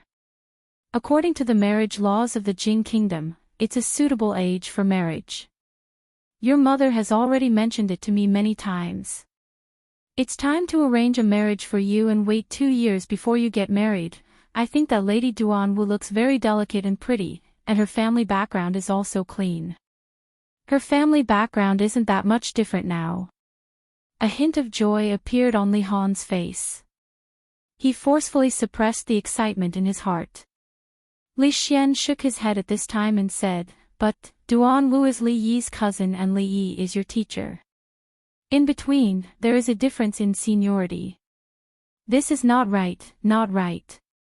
I think you should choose a girl from the Wang family or the Yang family to be your princess." Li Han was stunned for a moment and his face began to turn pale. Li Xian stood up from the rocking chair and said, "However, if you really like that girl Duan Wu, it's fine. I can help you. But before that, you have to promise me something first." On this side, Li Xian and Li Han seemed to have entered into some kind of secret discussion. On the other side of the lake, the girl holding the sword knocked away the wooden sword in the hands of another girl. She nodded and said, "It's better than a few days ago." Again. The girl picked up the wooden sword and rushed over again. The clothes of the two figures fluttered in the wind. Their postures were beautiful and pleasing to the eye. On the side of the lake, 2 women looked over. On the left, a woman wearing a phoenix coronet withdrew her gaze from the 2 girls and looked at the other person next to her and said, in the blink of an eye, "Shanning has grown so big. If I remember correctly, after this year, she will be 18, right?" The woman on the right who looked younger nodded and said, "Sister remembers correctly. This year, Bing Ning is already 18 years old. Time makes people grow old. Now, even Bing Ning has grown up. It seems that we are really old." The woman who was already the Empress Dowager sighed and said, "It's time to find a good husband for her. I'll ask Xian to pay more attention to see if there are any young talents in the capital city who are worthy of her." Concubine Yen shook her head and looked at the girl on the lawn and said, "Your Majesty is busy every day. Don't worry too much. Bing Ning, it's not time yet." The 3rd year of Jingping in the Jing Kingdom was the 7th year of Wuren in the Wu Kingdom and the 27th year of Jingyuan in the Qi Kingdom. This year, for the Jing Kingdom, was a year of recuperation and continued growth. In the past few years, the people's taxes had been reduced again and again, but the national treasury was increasingly full. The agriculture and commerce went hand in hand, and the country's military strength was even more powerful. It seemed to be suppressing the Qi Kingdom and becoming the leader of all countries. Compared with the Jing Kingdom, the situation in the Wu Kingdom had changed dramatically. At the beginning of the 7th year of Wuren, eldest Princess Duanrong made a strong comeback and seized 6 provinces, including Cangzhou, Nanzhou, and Linzhou. Later, several provinces surrendered voluntarily. In the past 6 months, they had been recuperating and developing steadily. In a short time, they had taken over 17 provinces, which was almost half of the provinces controlled by the imperial court of the Wu Kingdom. In the 8th month of the 7th year of Wuren, when Princess Duanrong had taken over 20 provinces, the imperial court finally realized that Princess Duanrong and the others had the strength to overthrow them. On the 13th of the 8th month, the Wu Emperor issued another decree. He would personally lead an army of 200,000 to suppress the rebels. On the 14th of the 8th month, the Wu Emperor was assassinated in the palace. Several ministers rebelled. Fortunately, the other guards fought each other to the death. Although they killed the assassins, the Wu Emperor was also seriously injured. On the 15th of the 8th month, during the morning court session, a eunuch sent word that the Wu Emperor's personal expedition was cancelled. In the 27th year of the Jing era, this year, the Qi Kingdom was not as peaceful as the Jing Kingdom. There was no turmoil like in the Wu Kingdom, and the emperor did not go on 2 consecutive personal expeditions. The emperor of the Qi Kingdom's health was deteriorating, but he was still far from death. The 2 princes were still fighting for the throne with all their might. The ministers in the imperial court were divided into 2 factions, neither giving way.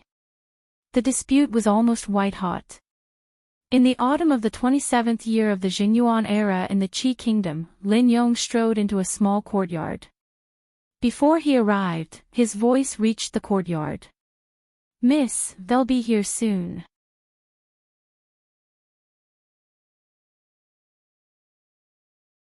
Chapter 11:10. Goodbye, Shopkeeper Lin. We'll leave this batch of goods to Shopkeeper Lin. If Shopkeeper Lin comes to Liuzhou in the future, please send someone to inform us. We'll have to rely on him in the future. A few stewards walked out of the courtyard and turned around to greet a woman. Although the person in front of them was a woman, she was known as the Hua Mulan of the business world. Not only was she outstanding in appearance, but her ability was also not to be underestimated. In a short span of 4 years, she was able to turn a small clan that could not be shown in public into a giant in the business world. Even those rich and powerful clans that had hundreds of years of history could not be compared to them. Of course, part of this was due to her heaven-defying background, but the role of this woman called Lin Wanru could not be ignored. They did not expect to be able to hitch a ride on the Lin family's wagon. They just wanted to pick up the leftovers. It was enough for the family to take a small step forward in Liuzhou. We are businessmen. It's always mutually beneficial. You're welcome. Lin Wanru nodded. She did not show any enthusiasm, but she did not alienate them either. Then we'll take our leave. The few of them chatted for a while more before leaving. When Lin Wanru walked back to her room, Lin Yong walked in quickly from outside. Lin Yong's face was filled with joy. He quickly said, "Miss, the Li brothers have ridden again." Lin Wanru nodded. She did not have any expression on her face. She said, "Put it down. I'll check the accounts first. I'll look at it later." "Oh," Lin Yong responded and put the letter on the table. He sat on a chair on the other side, poured himself a cup of tea, and drank it leisurely. Every time Brotherly wrote a letter, the young miss would always have this indifferent expression. It looked like she didn't care at all, but the young miss shouldn't think that he, Lin Yong, was stupid. After all, he had watched the young miss grow up. Some of her thoughts could not be hidden from him. She kept every letter from the Lee brothers. Whenever she had time, she would take them out and read them. She even imitated his handwriting. She thought that she did not know, but in fact, Xiaoer had told her everything. The more she pretended to be normal, the more abnormal she was. This was not a good thing. She would be 23 this year, and she had no idea at all. She was a 23-year-old girl, and some of her children were about to be engaged. If the Lee brothers came and she was still like this, she would not be able to get married at 32, let alone 23. 4 years. How many 4 years did she have to wait? After drinking a cup of tea, Lin Yong finally could not help reminding her, "Miss, you are holding the account book upside down." Lin Wanru looked up at him and straightened the account book without changing her expression. She said, "Why don't you go out? Don't you have work to do?" Lin Yong grinned and said, "I have finished my work today. I want to have a cup of tea and have a rest." Lin Wanru looked at the account book for a while. When she reached for the teacup, she seemed to take the letter. She opened the envelope and casually took a sip of tea. She did not put down the teacup and looked at the letter. Lin Yong could not help saying, "In fact, you don't need to read it. The brother who sent the letter said that the Lee brothers would be here in a few days." "Well, I see." Lin Wanru took another sip of tea and said calmly. "Mississippi," Lin Yong suddenly said. "Yes." Lin Wanru raised her head and looked at him. Lin Yong pushed the teapot over and said, "Pour some water into the teacup. You have been drinking with an empty cup for so long. I feel uncomfortable seeing you. Get out." Lin Yong ran out of the room in a sorry state. He picked up the account book that had been thrown out of the room and put it on the stone table outside. Then, he sat down on the stone bench and put his hands behind his head. He hummed a tune and a smile appeared on his honest face. The Lee brothers were finally coming. This was a once-in-a-lifetime opportunity. It was related to the marriage of the Mississippi. He had to be very careful and not let the miss do whatever she wanted in her previous life. To have such a considerate servant, how much good karma must the miss have accumulated in her previous life? Of course, it had been more than 4 years since he had eaten the food made by the Lee brothers. Thinking about it, it was really memorable. Liuzhou was not part of the capital region of the Qi kingdom. It was some distance away from the capital, but it was still a major commercial town. This time, the leader of the Lin family came to Liuzhou to deal with the business of the Lin family in Shuzhou. There were many Lin family in the Qi kingdom. However, in the eyes of the businessmen in the Qi kingdom, there was only one Lin family that they usually talked about. That was the Lin family in Fengzhou. The Lin family in Fengzhou was a legend. In other words, the leader of the Lin family in Fengzhou, the woman named Lin Wanru, was a legend. 5 or 6 years ago, the Lin family was still a medium-sized family in Fengzhou. Several generations of them had been in the jewelry business. Although they could be regarded as a rich family, it was only relative to ordinary people. The family had some savings and did not have much power. There were a lot of families in every prefecture. However, 5 or 6 years ago, the situation changed.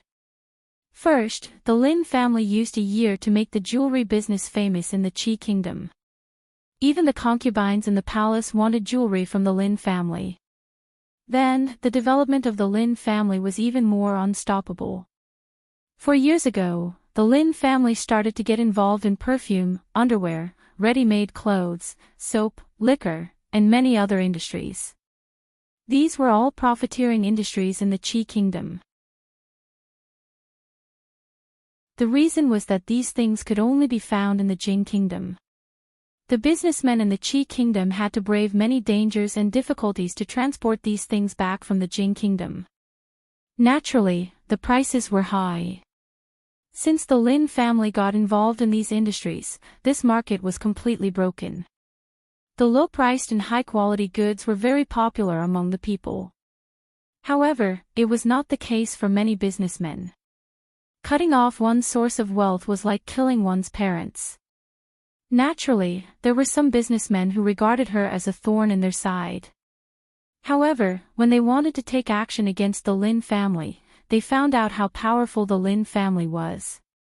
Since several families joined forces to make things difficult for the Lin family and alerted the third prince, no one dared to do so. Only then did they find out that the one who supported the Lin family was the third prince, who was at the peak of his power in the Qi kingdom and was even more famous than the crown prince. Since then, the Lin family developed even faster. Because of their powerful background and sufficient supply, they did not need to travel far to the Jing kingdom to get what they wanted. They avoided many risks. When it came to perfume, ready-made clothes, and other goods, all merchants in the Qi kingdom were willing to cooperate with them. In just 4 years, the Lin family became one of the wealthiest merchant families in the Qi kingdom from a medium-sized family in the Feng province.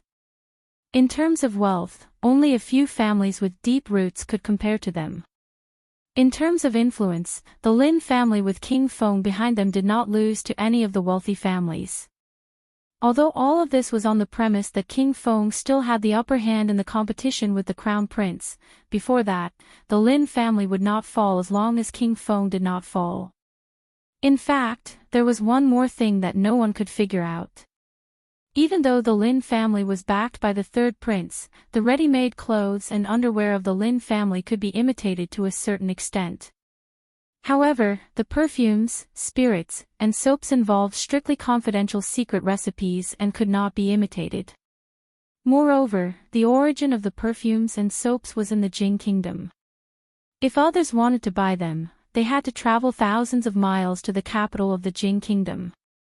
However, the Lin family directly built a factory in the Qi kingdom.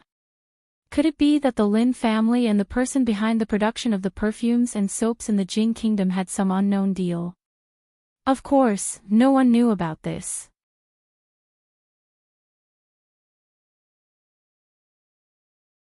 Chapter 11:11. The Qi Kingdom, the capital city. Prince Heng's residence. Zhao Jing paced back and forth in the hall with a gloomy expression. He grumbled, "What is Imperial Father thinking? Has he become muddle-headed from his illness? If you want me to become the regent, then so be it. Why do you want Zhao Yi to supervise from the side? Why do you want him and his accomplices to find trouble with I all day long, making I lose face in front of the court officials? Why does your highness care about these things?" Behind him, a young man smiled and said, "As long as your highness is the crown prince, your status will be higher than the third prince's. His majesty has him supervise from the side only to supervise your highness. Your highness is the saber, and Zhao Yi is only the whetstone. Otherwise, the regent would be the third prince, not your highness. Until the very last moment, no one will know Imperial Father's thoughts." Zhao Zheng's face was full of vexation. He suddenly looked at the young man behind him and said, "Protector Feng, I know that your empress is very powerful. As long as you can help I obtain the throne, I can promise you that after I ascend the throne, I will establish the holy religion as the national religion." Feng Yu's eyes flashed, but he was not in a hurry to agree. Instead, he smiled and said, "Your highness, do not worry.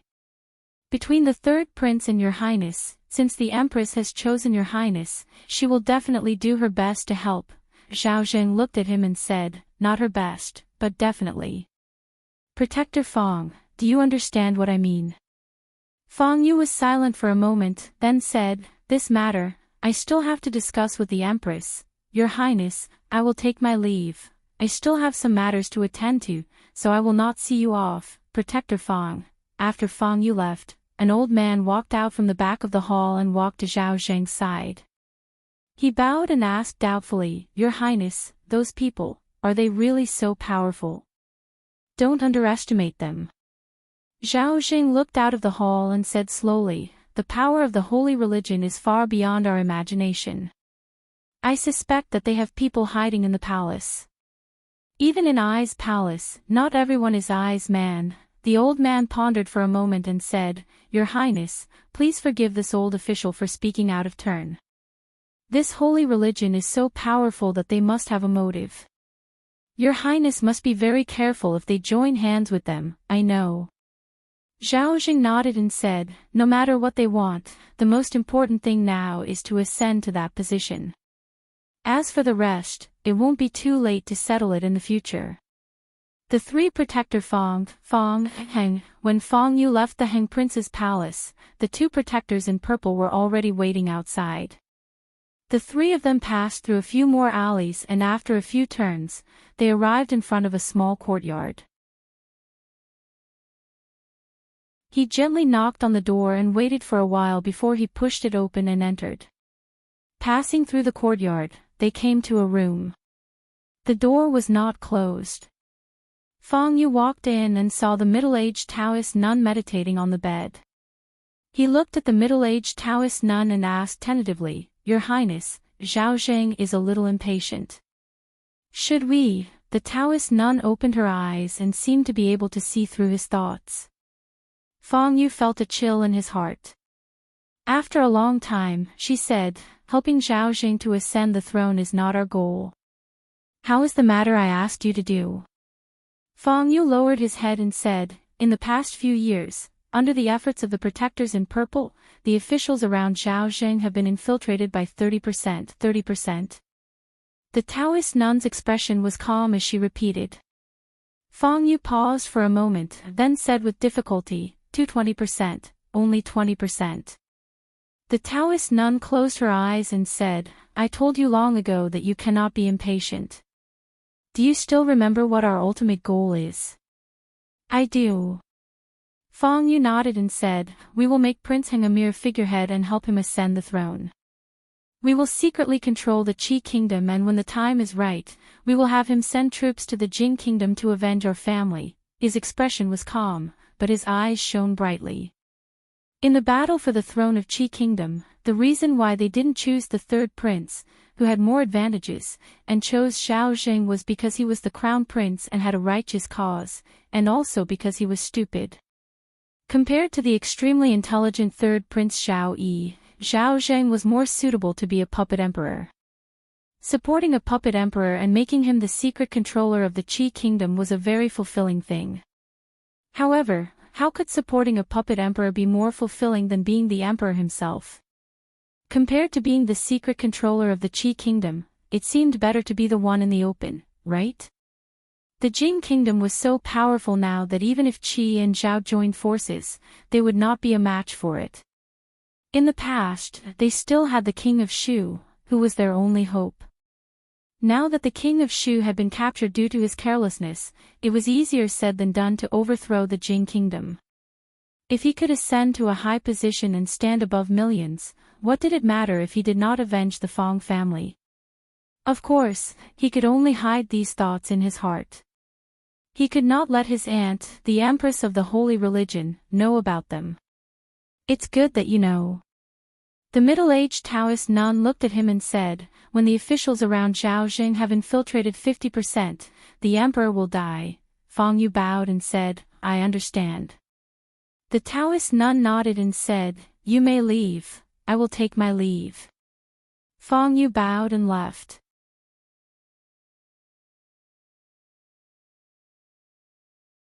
They could only slow down their pace and find a place to rest first.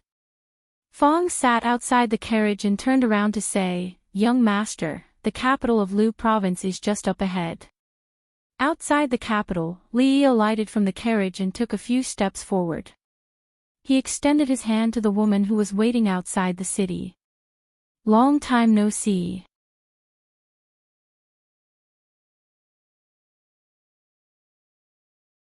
Chapter 11-12. The handshake ceremony was a custom in Miss Lin's hometown. If he hadn't inquired about it out of curiosity when they passed by Fengzhou, Fong would have believed what the son-in-law had said. He looked at the two people who were holding hands not far away and fell into deep thought. The handshake ceremony was a custom in the Li brothers' hometown. If he hadn't asked someone to confirm it when they went to Jing Kingdom last time, Lin Yong would have believed what Miss Lin had said. He looked at the two people beside him who looked calm and relaxed, deep in thought. He suddenly felt something and looked up at the opposite side. The man opposite also looked at him. They looked at each other. Fong smiled and said, "Lin brothers, long time no see." A smile also appeared on Lin Yong's face. He cupped his hands and said, "Brother Fong, long time no see." Lin Wanru and Lin Yong came to Liuzhou this time to expand their business. In the past few years, from the remote Fengzhou, she had expanded the Lin family's business all over the Qi Kingdom. She had personally expanded the business in almost every province and prefecture. Of course, it could also be said that it was the Li family's business. Because a few years ago, the Lin family and the Li family had formed a community of destiny because of their business relationship. They shared weal and woe, and they were as close as a family. The Lin family had a manor in Liuzhou. Every time she went to a place, she would buy a manor and rest there temporarily. In the past few years, she had traveled to all the provinces and prefectures of the Qi Kingdom and the Lin family. Ruoqing and the others were tired from the long journey. Lin Wanru's maid, Xiao took them to the back house to settle down. The house was very big, and it was more than enough for the whole family. Li Duan was a little excited. He was at the age where his curiosity was budding, and he didn't like to stay in one place all the time. He had seen many strange things along the way, and he was the happiest one. This must be Dwainer. Lin Wanru looked at him and said with a smile, "The last time I saw him, he couldn't even crawl. In the blink of an eye, he has grown so much." In the blink of an eye. Lin Yong sighed and said, "In the blink of an eye, it has been 4 or 5 years. Old Fong glanced at Lin Yong in surprise. He closed his mouth, which was about to open. Li Duan stood there and looked at Li Yi with a pleading look. Calling a person was the most basic form of courtesy, but he did not know this beautiful one. He did not know how to address the person in front of him. The last time Lin Wanru went to the capital, Li Duan was still young and didn't even know how to crawl. Naturally, he couldn't remember her. Li Yi touched his head and said, "Call her Aunt Lin." Li Duan nodded and said obediently, "Aunt Lin." Lin Wanru smiled and said, "Dwainer is still as obedient as when he was young." Li Duan lowered his head in embarrassment. When Li Yi and Lin Wanru went to the back house, he looked up at Fong and asked, "Fong, Aunt Lin, should I call her mother?" According to his experience, from aunt to mother was only a matter of time. It was just that he couldn't grasp the timing. A long time ago, he discovered that Lil Auntie didn't know everything. Uncle Fong was omniscient. If there was something he didn't understand and it wasn't convenient to ask his father, he could ask Uncle Fong. Fong thought for a moment and said, "Don't call her yet. When you want to call her, Fong will tell you." "I see. Thank you, Fong." Li Duan nodded and ran to the back house. Fong looked ahead. Lin Yong had just gone in with them. He touched his beardless chin and murmured, "This Lin brothers is interesting." Drunking, Ruoqing, and the others were a little tired from the journey. After settling down, they went back to their rooms to rest. Li Duan went to practice. Chang's requirements for him were a little stricter than Mississippi Liu. Although he was tired, his advantages were also very obvious. Rui became a guru.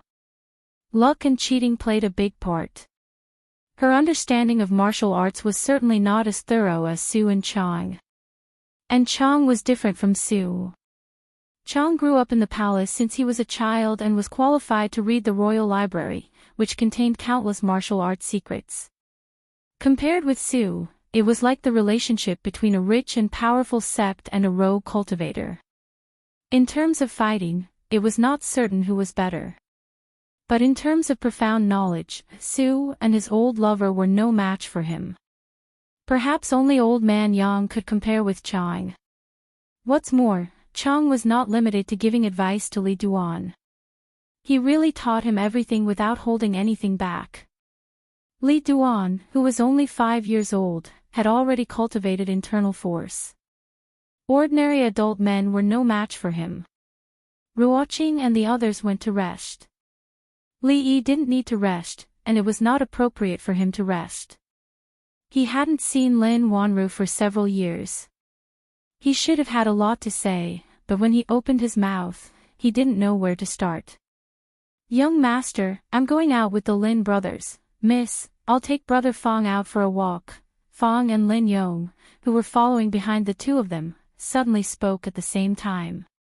They spoke in unison, as if they had a tacit understanding. After a moment of shock, the two of them turned their heads at the same time. Their gazes met, and they confirmed each other's gazes. At the same time, there was an expression of mutual appreciation on their faces. When Fong and Lin Yong saw each other again, their relationship had progressed at lightning speed. With their arms around each other's shoulders, they walked out, leaving only Li Yi and Lin Wanru in the room. All these years, cough. Li Yi looked at her, then shifted his gaze away.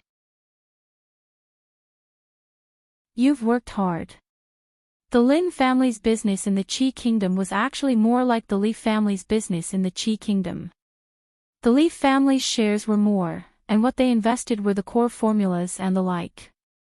But other than these, there was nothing else. All the shops and workshops in the Qi Kingdom were built by her alone, including the expansion of the business in one state after another. In 4 years, she had spread the shops all over the Qi Kingdom. One could imagine the hardships involved in this. Lin Wanru shook her head and said, "There's nothing hard about it. In fact, I've been busy like this in the past. Being busy with results is always better than not having any results." After saying this, Li Yi found himself speechless again. Compared to a few years ago when he was in Feng state, there seemed to be an additional layer of invisible membrane between the two of them. This slight barrier made him feel a little irritated. Because of the irritated feeling, he felt a little thirsty. He walked to the table, took a teacup, poured a cup of water, and drank it in one gulp. Only then did the irritation in his heart subside a little. Lin Wanru coughed softly and said, "You used my cup again." I'm sorry. Li Yi almost coughed out the mouthful of water. He hurriedly put down the teacup. Then he realized something and asked, "Why did you say again?" "Forget it."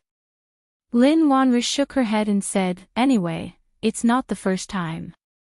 She walked over and took out a few account books from the cabinet and handed them to him. She said, "If Manager Li has nothing to do, help me check the accounts." Li Yi was startled. He felt as if something that had been lost for a long time had come back.